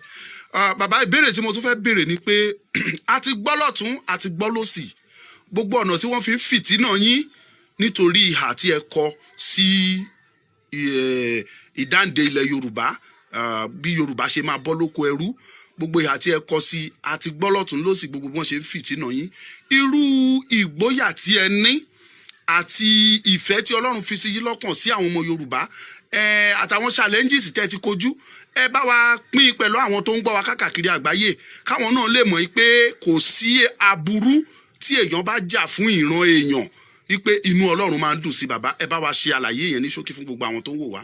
ṣe rí àwa ti kó sínú inú wàhálà táwọn Fúlàní bá wa kó ti pẹ́ ààrẹ ni pé ní Nàìjíríà báyìí wọ́n yan chief imam Fúlàní ní Ìlọrin bí wọ́n sì yan ti tàwọn Gàmbàrí tàwọn Haúsá wọ́n sì yan tàwọn Málì ẹgbẹ́ mẹ́ta èmi ní chief imam tàwọn Yorùbá so nínú owó allocation tán san l'Àbújá àwọn yìí ni àwọn ìmáàmù yìí náà san sálárì fún èmi ò gba sálárì dì sí o pé gọ́ọ̀mẹ̀ntì àwọn Fúlàní náà lọ́wọ́ ní Kwara so wọ́n ní kọ́ mọ̀ fún chief imam tàwọn Yorùbá àwọn ìmáàmù yẹn wọ́n ra mọ́tò fún wọn wọ́n kọ́lé fún wọn wọ́n fún wọn ní maka lẹ́fì ríà so kán yìí bá a lè sọ pé yìí ṣe ti nọ́ọ̀tì èmi ò sì lè ṣe ti nọ́ọ̀tì ní tèmi o èmi ò bìlífù pé kí n ṣe ti ìran mi kí n wá ta ìran mi torí pé mò ń wá owó torí pé ìjọba ọmọ san sálárì fún mi kí n wá gbé ọmọ Yorùbá ta kí n wá mọ sọ pé torí pé sálárì tó mọ san fún mi kí n wá lọ nọ́ọ̀tì kí n wá mọ ṣe mítìrì pé tó ẹ̀yin Haúsá o kí ni I can't do that ẹ fọwọ́ mọ sálárì yín mo ti gbá láti nǹkan bíi ọtí lé ní 20 years nísìnyí tí wọ́n ti ń san sálárì fáwọn ìmáàmù Fúlàní tá ń gba sálárì no allocation tá sí gbogbo ẹ̀ fún bọ̀tọ̀ mi ò gbà ló sì dùn mí ibi tí mo stand lélẹ́rìí ni pé Yorùbá náà là á gba Kwara a sì papọ̀ mọ́ ọmọ ìyá wa ní South West láti ọmọ jẹ́ Odùduwà republic tẹ́bi dé lélẹ́rìí nù so wàhálà ẹ̀ náà ń fojú wá rí pé táwọn bá fi ibi pa wọ́n tí a bá jẹ wọ́n so báyọ̀ wọ́n sọ̀rẹ́ndà fún Sokoto èmi ò sì lè sọ̀rẹ́ndà fún Kano dépò tí sọ̀rẹ́ndà fún Sokoto so yìí dúró lérí mi rí ẹ tó bá fẹ́ máa fún wọn lọ́kọ̀ ẹ máa fáwọn nọ́ọ̀tì lọ́kọ̀ ẹ máa fáwọn Haúsá lọ́kọ̀ ẹ máa fún ìmáàmù Fúlàní ẹ fún wọn lọ́kọ̀ ẹ máa fún wọn ní ìmáàmù tàwọn Haúsá Gàmbàrí ẹ fún lọ́kọ̀ ìmáàmù tàwọn Málì ẹ máa bọ̀ wọn lọ́kọ̀ ẹ máa fún wọn ní bọ̀t àwọn ọ̀nà tèmi náà ò ní fèmí náà lẹ̀ so lágbára Ọlọ́run yóò sì dáa so tí a fẹ́ fàyọ́ mẹ́ ni pé ibi gangan ni ẹ̀kọ́tà tá à ń pè ní Ìlọrin tí fílà tá a bá dúró níbí gẹ́gẹ́ bí ọmọ Yorùbá gidi àwọn nọ́ọ̀tì ó kà kún ilẹ̀ Haúsá a sì fẹ́ kí wọ́n kà wá kún ilẹ̀ Haúsá ìdí rèé tí ọba tó bá wà ní Yorùbá nílọrin bí tó bá sọ̀rọ̀ tí wọ́n máa fi ń tì wọ́n mọ́lé so àwọn ọlọ́pàá mú ọba Alápàdó ní Ìlọrin bí so kò sí tọ́jọ́ mú ọba Alápàdó pé ń lo adé bí mo ṣe lo adé yìí so wọ́n ní ọba Alápàdó kọ́ mọ̀ pé rẹ̀ ní ọba mọ́ wọ́n á ní kó sọ fún commissioner police pé kí ló kọ́ mọ̀ pé rẹ̀ lọ́ba mọ́ báwo ọbẹ̀ yẹn sẹ́yìn so wọ́n wá lo ète wọ́n ní àwọn kan ń jà lu ẹ̀ wọ́n ní wọ́n bá bàn lọ́wọ́ àwọn nígbà táwọn bá ń jà lu ẹ̀ tó bá bàbà sọ́ba lọ́wọ́ kò bọ̀ fáwọn tó ń jà so gbogbo kíní yẹn náà mo fi ń rọ́pù àwọn tó bá jẹ́ ọba Yorùbá bẹ́ẹ̀ náà fi rọ́pù ọba Ṣàwó bẹ́ẹ̀ náà fi rọ́pù ọba Jẹ́bà tó fi ti gbogbo wọn mọ́lé so wọ́n máa ń mú àwọn ọba yẹn ipe kọ́ máa dààmú wọn torí pé wọ́n mọ̀ pé àwọn ọba yẹn náà wà ní ìlú ọba tá a ní ní Ìlọrin bíi ìṣe 48 tó jẹ́ ti Yorùbá tó jẹ́ Yorùbá a ní ọba 27 ní Asa a ní ọba 10 ní Moro a ní ọba 13 ní South Ìlọrin East a ní ọba 10 ní Ìlọrin South a ní Ìlọrin West náà bí a ní 5 so ń lọ bí 48 àwọn ọba tá a níbí so ìjọba ò jẹ́ kí gbogbo àwọn ọba Yorùbá yọ exist so wọ́n fìyà jẹ wọ́n o fún wọn ní sálárì bó o ṣe fẹ́ ibi náà kankan náà ò fáwọn náà so that kí ebi lè máa pa wọn kó lè sọ̀rẹ́ndà láwọn rò pé tá a bá ní kébi máa pa wá tá à ń fi ebi pa ebi ọ̀pá wá ẹ jẹ́ kébi ọ̀pá wá ebi tó bá pa wá ìran Yorùbá mọ̀ pé àwọn tán dúró nì torí tàn wọ́n kọ́lẹ̀ torí pé ìlú tá a wà yìí nísìnyí ó ní bó ṣe jẹ́ ó ní bá a ṣe tẹ̀ kì í ṣe pé báyà Fúlàní lọ tẹ ibi Yorùbá náà lọ tẹ ibi so àwọn táwa tẹ bíi tí after kan bíi 100 years tá a ti wà níbi tá a ti ń ṣe ayé ń bí tí ẹnìkan wá dé lájòjì tó wá pa Àfọ̀njá tó wá di pé wọ́n wá fẹ́ sọ wá di ẹrú àwọn ò lè jẹ́rú o gbogbo bí ó bá gbà náà ni ó gbà so àìmọye challenges náà wọ́n fún mi pé chief mom ní so lọ́dọ̀ commissioner police ẹ jẹ́ ká débẹ̀ so máa sọ commissioner police kí ló ṣẹlẹ̀ báyìí so yàtọ̀ bá fẹ́ jà kó yọjú síta mi ò bẹ̀rù anybody so lọ́ba sì dọ́rọ̀ direct access ń bẹ ní Kwara nísìn gbogbo ni mo ti ní profile lọ́dọ̀ wọn kò sáré nǹkan tó lè rojọ́ mi pé kinní kan torí pé bí irú ọ̀rọ̀ Yorùbá mo dó lérí Yorùbá náà láti dó lérí so àti lè fi Yorùbá lẹ̀ so tí báyìí sì mi ò bẹ̀rù anybody pé bóyá kinní kan tó ní kí wọ́n bá kan torí ìrìn aládé ni mí èso ńlá wà ní Ọlọ́run sì dákọ̀ adé ó fẹ́ràn aládé Tajudeen ni adé ẹ̀sìn ni kì í sì pé láwà ní lópè nínú Kùránì adé lọ́lọ́run sọ nínú Kùránì Tajudeen ni alimusawamatu adatu mulukul afirikiya adé ní tá a máa fi ń dá gbọ́ balẹ̀ Áfíríkà mọ̀ kò sí láwà nínú Kùránì adé tọ́lọ́run sọ̀rọ̀ pa ẹ̀ ní so ìran aládé dà wá ṣeun pẹ́ fọlọ́run so lágbára Ọlọ́run gbogbo ìyà tá fi ń jẹ wá adúró fún ìyà yẹn kọ́ mọ̀ fìyà jẹ wá kọ́ mọ̀ fún wa ní sálárì kọ́ mọ̀ fún wa ní mọ́tò kọ́ mọ̀ fi sọ́fà ká fẹ́ sọ̀rẹ́ndà fún wa ní sọ̀rẹ́ndà fún nọ́ọ̀tì láíláí Ìlọrin Kwara State á padà sí àyè wa á padà sí Southwest. ẹ ṣeun bàbá ẹ jẹ́ kí n fi àsìkò yìí kí bàbá mi Adékúnlé Adépọ̀jù láti orílẹ̀-èdè United States of America àwọn náà láti orílẹ̀-èdè Benin ni wọ́n ti wá wọ́n jà takuntakun bí ìran Yorùbá tó wà ní Benin Republic bó ṣe máa padà wá sílé mo kí yín o bàbá mi Adépọ̀jù bàbá náà ń kí yín níbi tí ẹ wà ń bẹ̀ mo kí màmá wa Ayọ̀ Brown láti orílẹ̀-èdè Dublin àwọn náà wọ́n ṣiṣẹ́ takuntakun kó ba lè dáa bàbá ìbéèrè tí a wá fẹ́ béèrè lọ́wọ́lọ́wọ́ ni wípé a kàn fẹ́ kí ẹ mú ẹnu bà á ní ṣókí ni ìmọ̀ràn wo ni ẹ fẹ́ fún gbogbo àwọn ọmọ Yorùbá tó wà káàkiri àgbáyé pàápàá jùlọ àwọn tó wà ní ìlú òyìnbó tó wà nílùú ọba tí ọ̀rọ̀ yìí ń ká lára púpọ̀ pé bí a ṣe ń jẹ Yorùbá yìí ó ń bà wọ́n lọ́kàn jẹ́ ìmọ̀ràn wo lẹ fẹ́ fún wọn lásìkò yìí tí àwọn náà ṣe tán láti dìde. ṣe rí ẹni tí mo kàn fẹ́ fún ọ ní mọ̀ràn ni pé ó ní mínà nurse ipe Ọlọ́run lé wọn Ọlọ́run bá pé tóun bá ní kẹ́ ẹ máa náwó kẹ́ ẹ máa ṣe sàárà kì í ṣe pé Ọlọ́run bá lóun jẹ́ tálíkà òun ṣe tálíkà o but láti lè máa ran àwọn èèyàn lọ́wọ́ ni tó bá rọ àwọn ọmọ Yorùbá tá a wà ní Nàìjíríà lọ́wọ́ tó bá ràn wá lọ́wọ́ so ìrọ̀rọ̀ bẹ́yìn tẹ wà ní diaspora ẹ lè wálé but tí bí yóò bá rọrùn ọ̀hún náà tẹ́yìn náà wà tẹ́ ń jẹ chicken tẹ́ ń jẹ gbogbo ẹ̀ inú yóò ní dùn pé ìyà ń jẹ ọmọ Yorùbá òun ló fà táwọn kan fi dìde pé ìyà tí ń jẹ ọmọ Yorùbá yìí o a gbọ́dọ̀ ran àwọn ọmọ Yorùbá tó wà ní Kwara lọ́wọ́ o làwọn kan fi gbé owó fún wa ipe ká lọ fún gbogbo àwọn ọmọ Yorùbá ní palliative ní Kwara ipe tí gọ́ọ̀mẹ̀ntì tí ò lè dọ́dọ̀ wọn torí pé wọ́n tó fi ibì kan wọ́n ní àwọn Fúlàní làwọn máa pín eléyìí fún so àwa sì sọ fún wa pé àwọn èyí ṣe ẹgbẹ́ Emirate àwa lọ sọ nínú rédíò wípé tápó oúnjẹ tàwọn Fúlàní yẹn bá fẹ́ máa pín ní Kwara yìí o àwọn ò ní faramọ́ àwọn ò jẹ ẹ máa gbóúnjẹ yín lọ àdẹ̀kọ́ oúnjẹ yẹn àwọn kan náà lọ́wọ́ gbọ́lá nílùú èbó ní London wọ́n wá sẹ́ndì owó pé ká fi oúnjẹ fún gbogbo àwọn ọmọ Yorùbá àdẹ̀gbé lọ jẹ́ bá àbọ̀ 500 àwọn opó tá a pín oúnjẹ yìí fún nínú ọdún yìí náà ni o so tí èèyàn bá ran àwọn ọmọ ìyá rẹ̀ lọ́wọ́ ìpè irú ọba jẹ́bà nísìn pálásì rẹ̀ wọ́n ti kàn án ìjọba ò fún ní sálárì nísìn fún 40 years tó ti jẹ ọba aládé ọba jẹ́bà wọn ò fún sálárì dì sí kò sì gbà ó sì dúró ní báńdírì èmi náà gba sálárì nísìn more than 20 years o so tí ń sọ yìí so irú ọba jẹ́bà ó ti parí pálásì rẹ̀ kẹ́nìkan wá òsòkò àákùn pálásì ni wọ́n rà kókó kó fi dùnnú ẹ rí i pé inú ẹni bẹ́ẹ̀ tó bá ṣe irú sàárà báwọn Ọlọ́run ó dùn náà nu. a lè dúró gbọ́ngbọ́n sí i. ó dúró gbọ́ngbọ́n pé kí ọmọ jẹ Yorùbá. so ìtẹ́ bá fi ń sakọ sí Yorùbá tí a bá ran ọmọ ìyá wa lọ́wọ́ ẹ̀yin náà inú yóò dùn. ìpètò àwọn tó wà Nàìjíríà yìí o ọmọ Lúkà o yóò tráfù lọ sí Ìlọrin o yóò lọ sí Ìbàdàn yóò lọ sí Èkó ẹ jẹ́ ká máa help rẹ̀ so that tí a bá ràn lọ́wọ́ fún gbogbo mobilization torí pé kò síjọba kan tí ó rí ọmọ Lúkà tó ń fẹ́ ṣiṣẹ́ ìjọba tí ó gbéṣẹ́ fún o nígbà ṣiṣẹ́ ìjọba ò torí wọn pé kò ní fẹ́ ìjọba so téèyàn bá ran ọmọ ìyá rẹ̀ lọ́wọ́ pé ẹja ran àwọn èèyàn wa lọ́wọ́ so ìrànlọ́wọ́ tá a bá ń ṣe fún wọn yẹn yóò jẹ́ kí iṣẹ́ wa ó lè máa lọ a sì máa dúró torí pé àwọn tá a rí àdó gbẹngbẹng so láti máa ran èèyàn lọ bí Quran sì sọ òfin ọlọ́run bá ló sọ ọlọ́run lóhùn èsì tálíkà bọ́ ẹ máa ran èèyàn ọmọ ìyá yín lọ́wọ́ mínà nọ́ọ̀sì máa ń yẹ gúdù mọ́lá lọ́fọ̀ kàrá ìwà lẹ́mọ̀sákìn ẹ má jẹ́ ká sahun sérí àwọn ọmọ ìyá yín tí ara bá ní ìrọ̀rùn ilẹ̀ Yorùbá òun náà ní ọ̀rọ̀ àwa tá a wà ní diaspora lọ́rùn ìpè àwa tá a wà lọ́rùn náà à ń gbádùn so àwọn tó wà nílé àwa náà ń gbádùn so ọlọ́wọ́ wọlá gbogbo ẹni tí ń ran Yorùbá lọ́wọ́ torí pé ọmọ mi kan bẹ Òrìṣàtọ́lá náà ni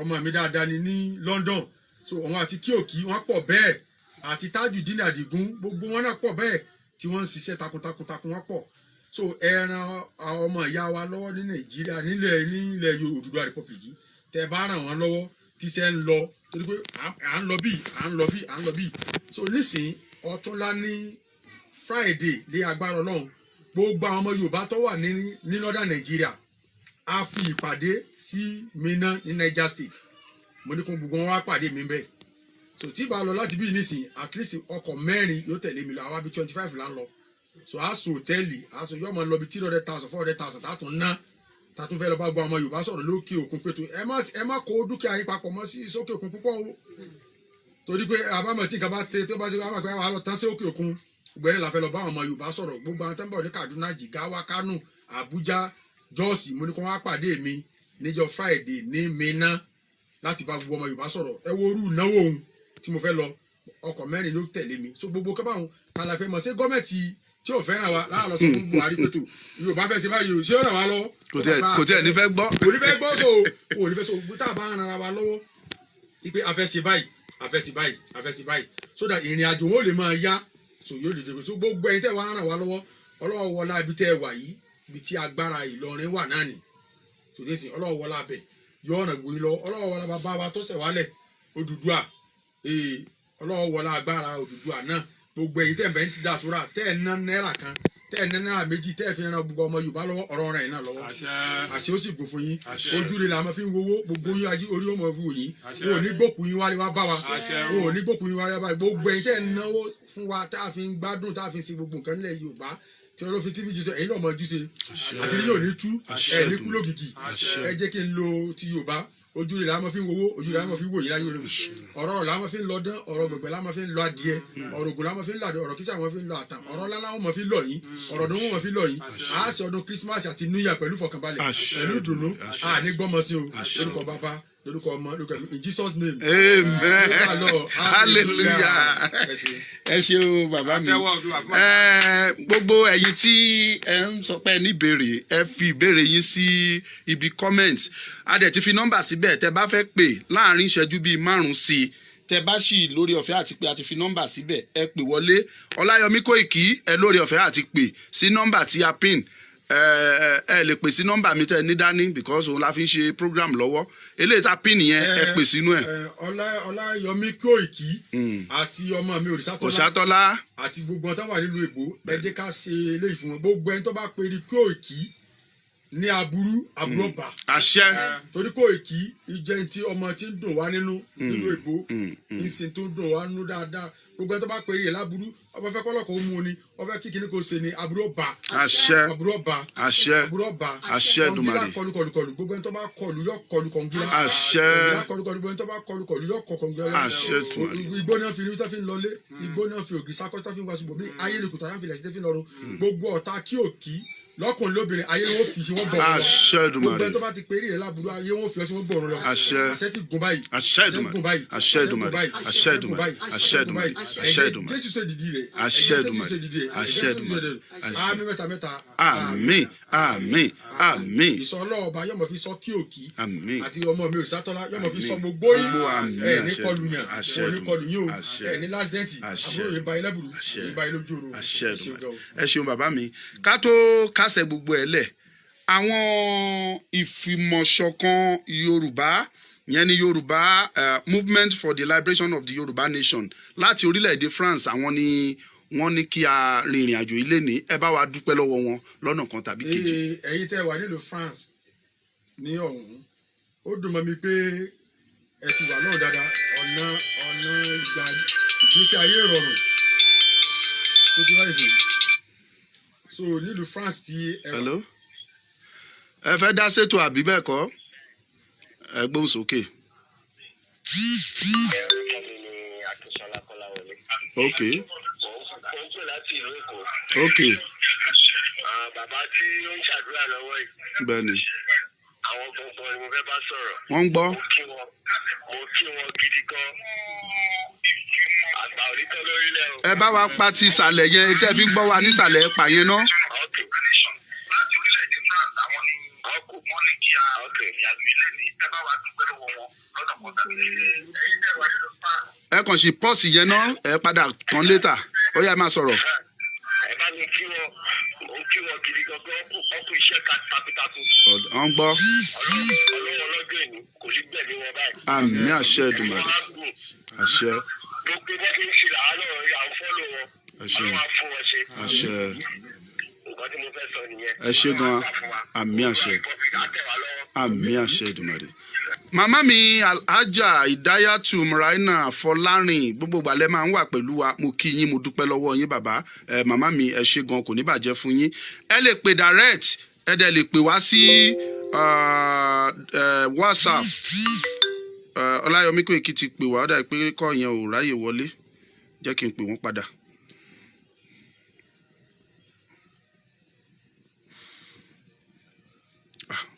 Kóìkí bàbá mi Ọláyọmí Kóìkí mo kí yín o ẹgbẹ́ òsókè bàbá ń gbọ́ yín lọ́wọ́lọ́wọ́.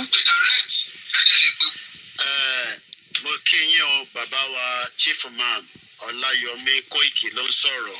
ṣé dáadáa ni. mo kí yín gan ni pé adúpẹ́ lọ́rọ̀ bàbá ẹ ṣé gan ni ẹ kú fẹ́ wa ẹ kú ìdúrótì ọmọ káàárọ̀ jíire mo kí gbogbo àwọn tí wọ́n rìnrìn àjò náà pé wọ́n bá yín lálàáfíà àwọn òyìnbá yìí inú wa ń dùn nítorí pé ọ̀rọ̀ tẹ́ sọ ní gbogbo bàtà bá ti pè yín wá lẹ́ ń fún wa láǹfààní pé ká rí yín bá sọ̀rọ̀ ẹ̀mí á túbọ̀ gùn fún wa inú wa ń dùn ṣẹ́rí ẹ̀yin làwa ń wò ní ọkàn wa náà fi ń balẹ̀ bẹ́ẹ̀ ṣe sọ kò ní dìjà ní rọrùn bọ́lọ́run ti ṣe fi wọ̀nyí yẹn náà ló ti fi wọn oríṣiríṣi èèyàn bàdẹ̀ ṣe máa ń sọ ní gbogbo ìgbà pé ilẹ̀ káàárọ̀ òjìire ilẹ̀ tó lọ́ràá ni tó lómi rẹpẹtẹ ṣẹ́rí gbogbo ihun tí wọ́n rò pé kò ní bọ́ sí ó máa bọ́ sí àwa ti mọ̀ yẹn ọlọ́run tó wá dúró tì yín nítorí pé àárín àwọn kìnìún lẹ́wà yẹn o àárín àwọn kìnìún òun gangan lẹ́wà bọ̀dọ̀ ọlọ́run tó ń dúró tì yín láti ìjọ tó ti ń dúró tì yín á túbọ̀ dúró tì yín náà gbogbo àwọn tó ń wètò náà 11 channels latin broadcast báyìí tí a connect mọ́ Ọmọlúkà nílọrin gbogbo wọn pátápátá wọn ní kí n máa kí yín àwa ń kí yín náà Ọmọlúkà iṣẹ́ takuntakun ẹ ṣé gan ni o bó ṣe jẹ́ nìyẹn. àdúpẹ́ o Ọláyọmí Kóìkí ni wọ́n bá yín sọ̀rọ̀ tán yìí. ṣe rí èmi tiẹ̀ fẹ́ wo pé ìjọ òní Ọláyọmí Kóìkí ń sùn torí kò yé mi dojúmọ́ tí bá lọ lórí títì mẹ́sẹ̀gì tí bá wà lórí títì wá ń dùn torí pé bẹ́ẹ̀ bá ń ṣiṣẹ́ tó bá rẹ̀ ní kún un abẹ́rẹ́ gbà sí iṣẹ́ tó ń ṣe yẹn sì ń wà lórí ìsì ń dùn mọ́ wa púpọ̀ kò sọ ọmọ Yorùbá kankan tó jẹ́ yẹn rẹ o yàtọ̀ fáwọn eléré bú o tí ó nínú òdùn sí kíòkì ẹni tí inú rẹ̀ bá dùn sí kíòkì ọmọ rẹ̀ ò ní tó kíòkì ọmọ rẹ̀ ò ní tó kíòkì ẹni tí ó bá dùn ọ̀dọ̀ ọmọ rẹ̀ ò ní dé airport ìdókòó tí ó wọ plane lágbára Ọlọ́run torí pé iṣẹ́ tí ń ṣe fún wa nílùú òyìnbó ó jẹ́ kí wá dùn ó nímọ̀ èrì rẹ̀ pé ó sì mọ tí ń ṣe tó ti fẹ́ sí inú mi dùn púpọ̀ àtọmọ mi ìṣàkóso náà àgbàgbé òun náà. A máa gba ìpè kan tàbí méjì sí lẹ́yìn náà a máa rándọ̀. Ó yá ẹ gbóhùn sókè ẹ sì máa gbàdúrà bàbá.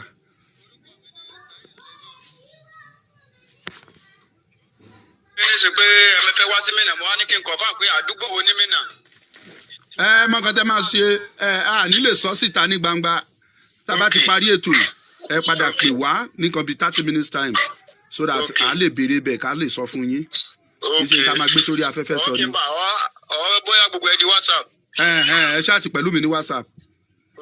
Ẹ ṣe àdúpẹ́. Ara ọmọ Yorùbá tó ń fẹ́ wá síbi ìpàdé yẹn tó ń gbọ́ ni.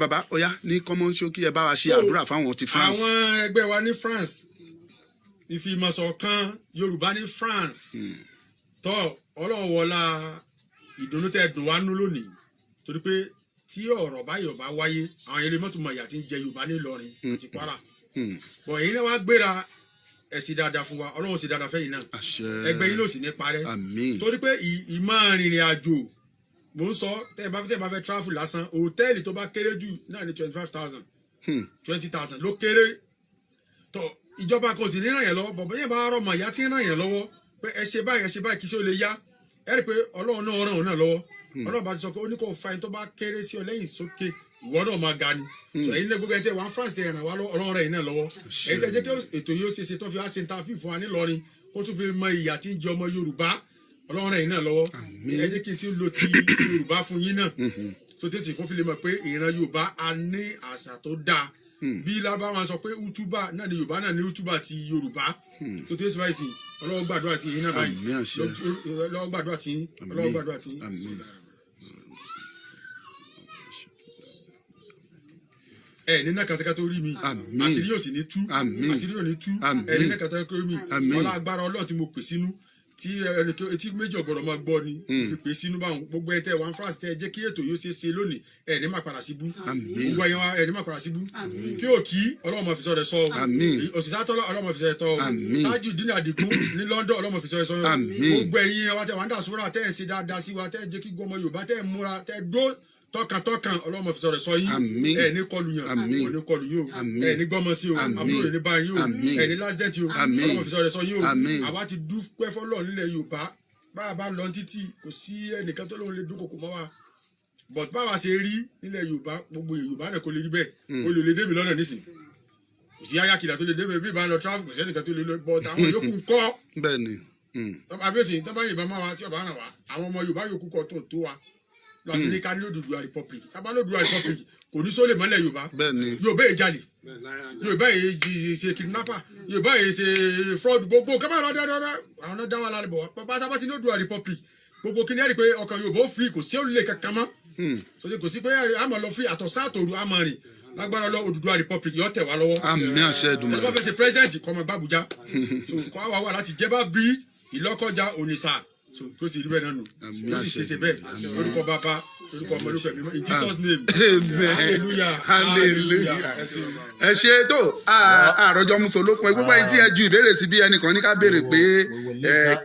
Because also the timing here as well so ẹ má bínú mo rí i pé bàbá wa ní Turkey and try láti connect pẹ̀lú mi I mean I have to call into the program from here as well but ẹ ti rí i pé ibì kan náà ni gbogbo àjọ ń lọ ṣe rí iṣẹ́ Yorùbá nation gbogbo àná làjọ ń ṣe kò ń ṣàwà nìkan ìrìn àjò kan ò kéré ní Nàìjíríà láti gbéra láti Ondo lọ sí Ìlọrin pẹ̀lú ọ̀nà tí gọ́ọ̀mẹ̀ntì ò ṣe for so many years they refuse to fix all the roads and those everything as well we will be here just for another 10 minutes because I need to definitely go as well but I'm not going finally I'll be back again tomorrow ẹ kúkú mọ̀ pé ètò yẹn ètò gbogbo wa ni lẹ́ẹ̀kan sí mo kí àwọn tí wọ́n rin ìrìn àjò bẹ́ẹ̀ ni o Sam àtẹ ìdárúkọ wọn ṣe rí gbogbo náà tẹ́yìn rò pé kíní yẹn ojoojúmọ́ là ń rán èèyàn lọ sí gbogbo area yẹn náà wọ́n lọ engage pẹ̀lú àwọn èèyàn and like I always say look it does not matter how many organization is out there as long as their aim is to bring the self-determination tá à ń wá for the people ẹ̀gbọ́n kan tí chief imam sọ táwọn bá ń rìn ó lè kàn lè kọlu bó bá kọlu wọn kọlu kan but àwọn tó kù ń kọ tí wọ́n bá sọ pé o ní ayẹta ṣé gbogbo èèyàn ló ní ayẹta ṣé gbogbo èèyàn ló ní ayẹta so and that is why we want a country where tẹ́ bá lọ wo headline tí mo mú wá lẹ́nìí lẹ́ẹ̀kan sí adúpẹ́ lọ́wọ́ ọmọ Luka tí wọ́n rìnrìn àjò yẹn tí a fi di pé agbóhùn yẹn ní orí broadcast tí a dúpẹ́ lọ́wọ́ wọn. Now let me show you a country where your life is not safe. Òun lélẹ̀ gunmen kidnap Taraba lawmaker. Ìyẹn ní ìdájí ni o ní aago kan ṣe mọ̀ pé ó pe ọlọ́pàá lóòótọ́ ó pe ọlọ́pàá but ọlọ́pàá ò tètè dé. Bẹ́ẹ̀ni bá pe ọlọ́pàá nínú ilé yìí nísìn 8 minutes from the time tí bá ti ń bá controller sọ̀rọ̀ ó pe ọlọ́pàá lóòótọ́.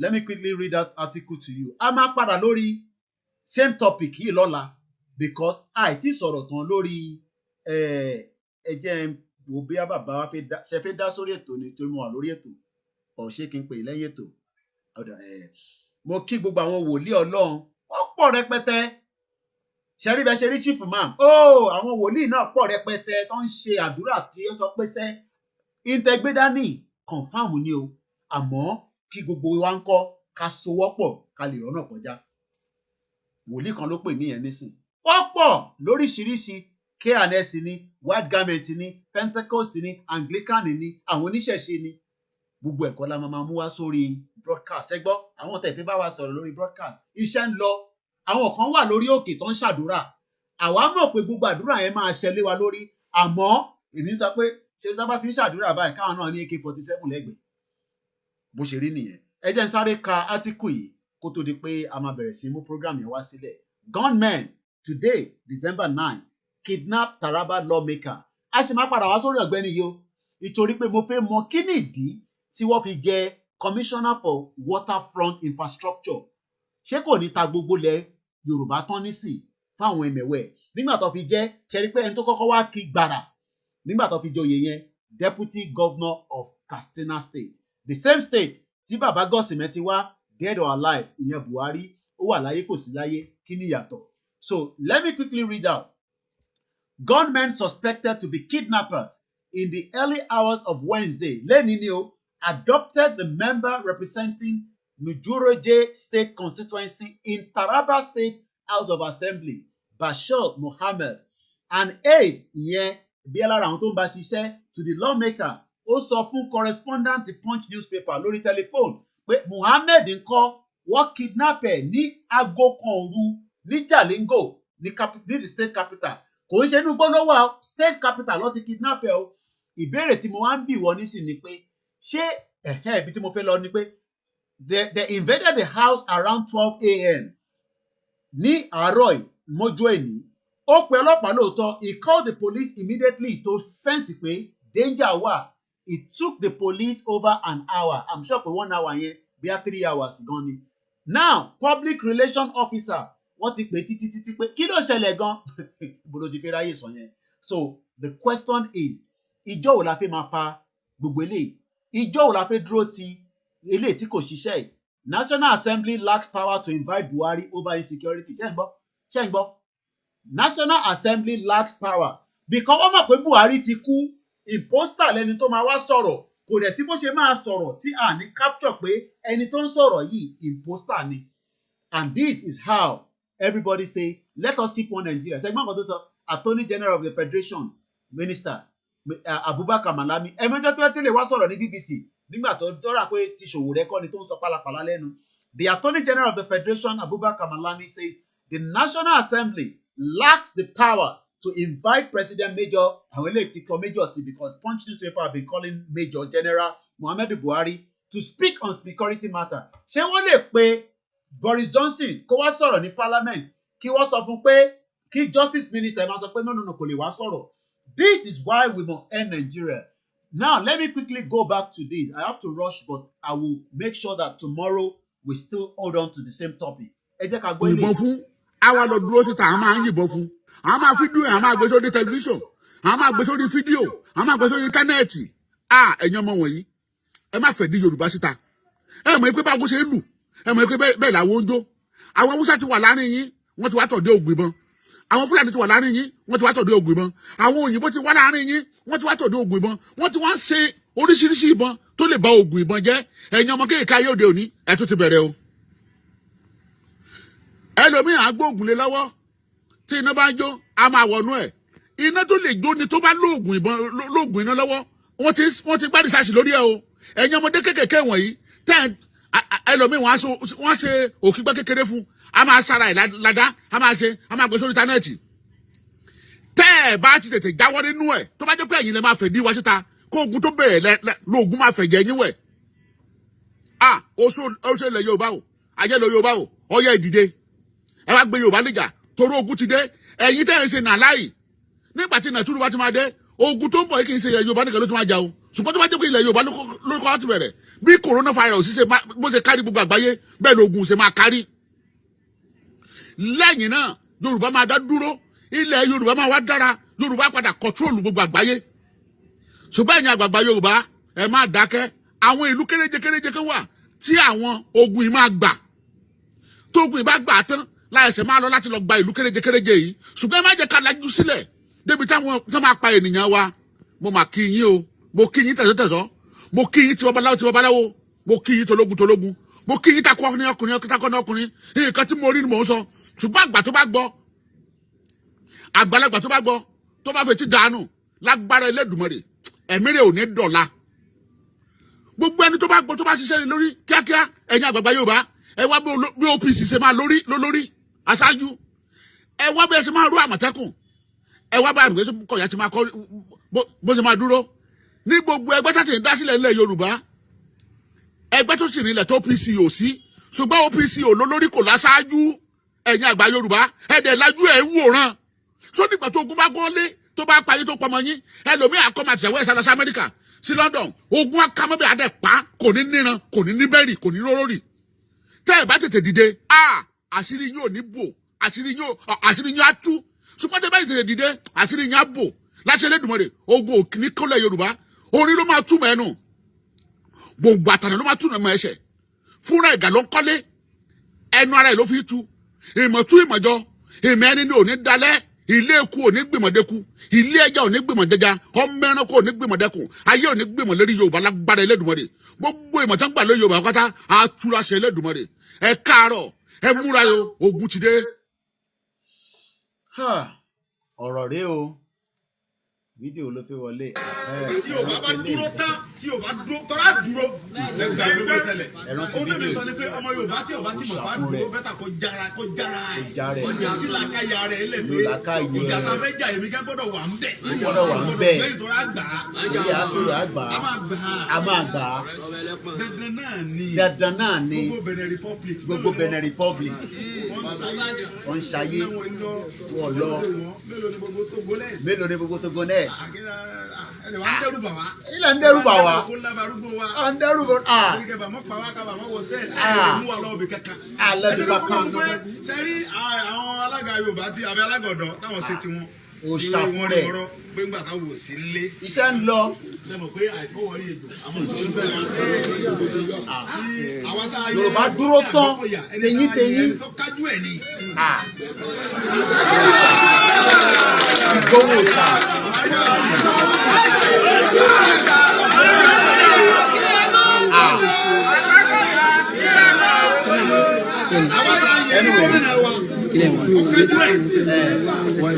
Yóò bá wá ní tí ọkọ bá ṣáájú tí bàbá yẹn bá tẹ̀lé tí ọkọ bá èrè bá ń wọ́ bọ̀ lẹ́yìn ẹ lè ṣe nǹkan kan. ẹ lè ṣe kankan. torí pé àwọn ọ̀rẹ́ ní àti bàyíjà àwọn àrẹ́dí láti bàyíjà. táyì bá wà ní ẹ̀fẹ́ bá wa jà. ẹ̀fẹ́ wà ní ẹ̀fẹ́ bá wa jà. àwọn kan máa túraká. àwọn náà túraká.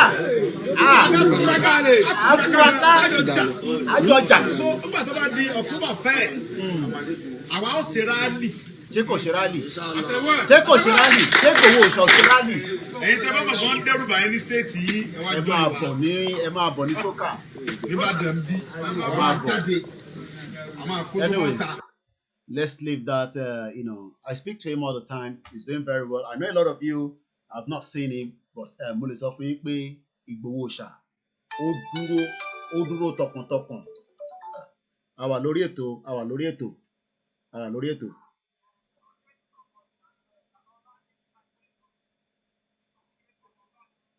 Ẹ ṣe ká sọ ẹ́ later. All right, just sọ ẹ́ later. So anyway, orúkọ tèmi lẹ́ẹ̀kan sí Ọláyọmí Kóìkì. A máa treat topic tèmi, a tún máa treat ẹ̀ lọ́la. Kàbírù tó fi jẹ commissioner for water kìíní yẹn. A fẹ́ mọ ìdí gangan tó ṣe jẹ́ pé ọmọ Haúsá wọ ọ̀rọ̀ ọmọ Yorùbá fi síbẹ̀ yẹn. Ó wá jẹ́ ọmọ Haúsá lọ́ fi sí. Kí ni nǹkan tó fẹ́ ṣẹlẹ̀? Ẹ má sùn ẹ̀yin ọmọ káàárọ̀ oòjíire. Lẹ́ẹ̀kan sí orúkọ tèmi a máa jẹ́ Ọláyọmí Kóìkì. Support the media. Ṣẹ̀rí ẹgbọ́n kan tí chief imam náà sọ. Iṣẹ́ pọ̀ lọ́wọ́ wa. Ẹ má bínú. Okay. Ẹ máa ṣe ní just ẹ bá mute the background 1 minute ni máa fún yín because I need to go now 1 minute ni máa fún yín. mo wà ìjọba fẹ́ sáré contribute àwa náà ṣiṣẹ́ takuntakun bí mo ṣe wà ní Turkey mo ṣiṣẹ́ ní Badagry local government mo ṣe láàrùn bíi family mi. Okay. At least àwọn èèyàn ti ń sign polls and petitions. Okay. Likewise when me have done that. Yeah. We have YORUBA'S here. Baby Marcus wà ní Turkey now. Marcus wà ní Turkey. We have to fight this thing together. Then màá connect yín mọ́ Marcus ìjìnlẹ̀ rédíò ó wà ní Turkey tó ń ṣe show lójoojúmọ́. Okay, they connect me more. Màá connect yín mọ́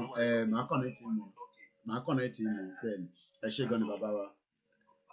Moment tó ń sọ̀rọ̀ yìí mọ nǹkan kan ṣe ní Yorùbá ò tí rẹ́dì ẹ jẹ́ ká má fi gbogbo ẹnu sọ̀rọ̀ ẹ jáde mọ́ bẹ́ẹ̀ kò tí rẹ́dì ìyẹn la yín kan sọ but àwa kan ṣẹ̀rí ẹ̀mọ̀ pàwọ́ báyìí wọ́n ń fẹ́ àwọn kankan wọ̀n wá pé ìwọ náà wo díẹ̀ nú ẹ̀ díẹ̀ ni kò wo tá a bá ti ń ṣàdúrà ká gbé K47 sẹ́gbẹ̀ẹ́ màá tún padà wá ní ọ̀la bẹ́ẹ̀ ni ọmọ Aké Ìgbòho ṣá ó ní máa kí gbogbo yín ó ní máa kí yín àfi pariwo mọ́ ni kí ọ̀rọ̀ àfi sílẹ̀ níbi tó wà tó bá ti bẹ́lẹ̀ ó bẹ́lẹ̀ nìyẹn but for now awareness la ṣe ń ṣe pẹ̀lú àdúrà tí violent má dẹ̀ máa dé pé Nàìjíríà ò ní bírèkì ẹ̀fìn sílẹ̀ ó máa bírèkì láṣẹ Èdùmàrè. Thank you very much. Support the media so that we can do more as well. We want to penetrate all those areas. Ṣé rí gbogbo area tẹ́yìn rò pé difficult ní àfi wọnú ẹ̀ a dúpẹ́ fún èèyàn méjì tí wọ́n ti náwó sí wa fún ọ̀kadà láfíra mo dúpẹ́ wọ́n ní ká má pariwo wọ́n ní ká má dárúkọ wọn a sì nídìí sí ẹ get in touch pẹ̀lú wa èèyàn méjì yẹn wọ́n mọra wọn níjọ́ ta kọ́kọ́ parí ètò nìyẹn kan pè mí gbàrà pé ọ̀kadà tẹ̀sán ń pà yẹn wọ́n dẹ̀ ṣe the right thing fún wa ẹjọ́ mo ní lè gbé pé kankan mọ́ ọkọ̀ mo ní láti lọ nísìn ẹnì kejì náà ó ní ká má pariwo a sì ní ìdọ̀kadà sí i ṣẹ́rẹ́ àwọn remote area kan wà ẹ̀kúkú mọ bí Nàìjíríà ṣe rí bad terrain a lè fi mọ́tò débẹ̀ tá a bá ní ọ̀kadà mẹ́ta mẹ́wàá ní state kọ̀ọ̀kan á jẹ́ kí ìrìn àjò yẹn kó yá níbi tá a bá fẹ́ rán wọn lọ ẹ má jẹ́ kó sú wa ẹ má jẹ́ kó rẹ̀ wá àwa ń kọ́ kò ní rẹ̀ wá ó sú wa tì Koiki Media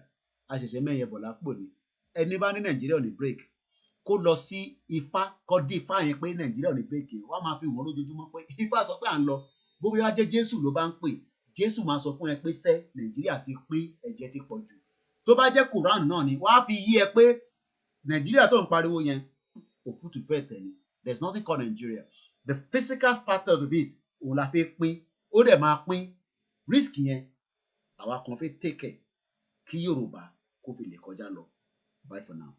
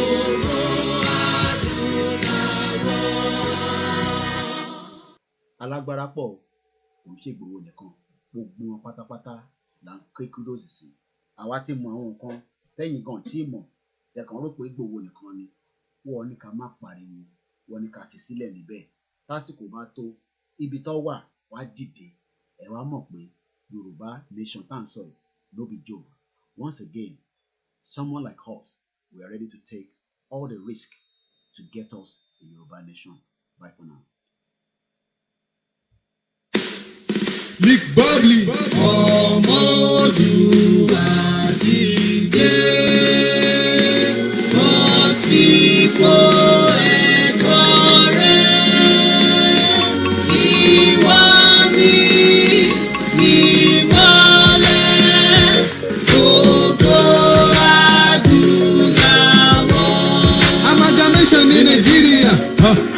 created by the enemy of black men. Then, where the black never civilize. Location 9, that is what it is. The country where the leader said the people's glory. They turn gay children to prostitute, and they turn boy children to terrorists. Now, terrorists don't take over. Yoruba people say we know they do again. Say how to do our nation, that is what we want now. Freedom, freedom, freedom, freedom, freedom. Who the fuck they come and free us? Freedom, freedom, freedom, freedom, freedom, freedom.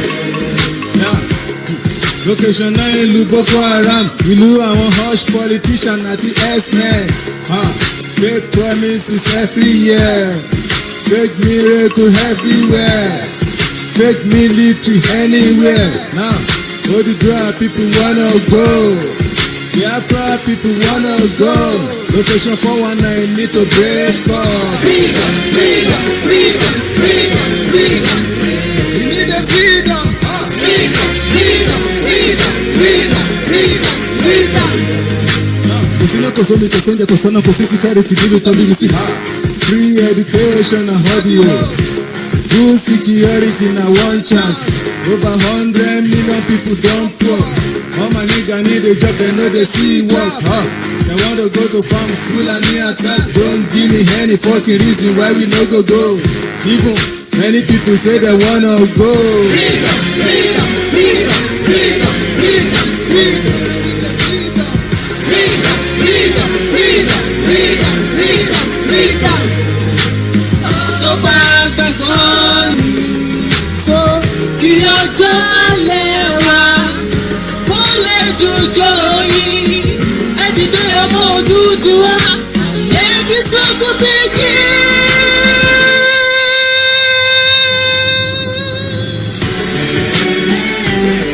Hey, yo, British, you came to Africa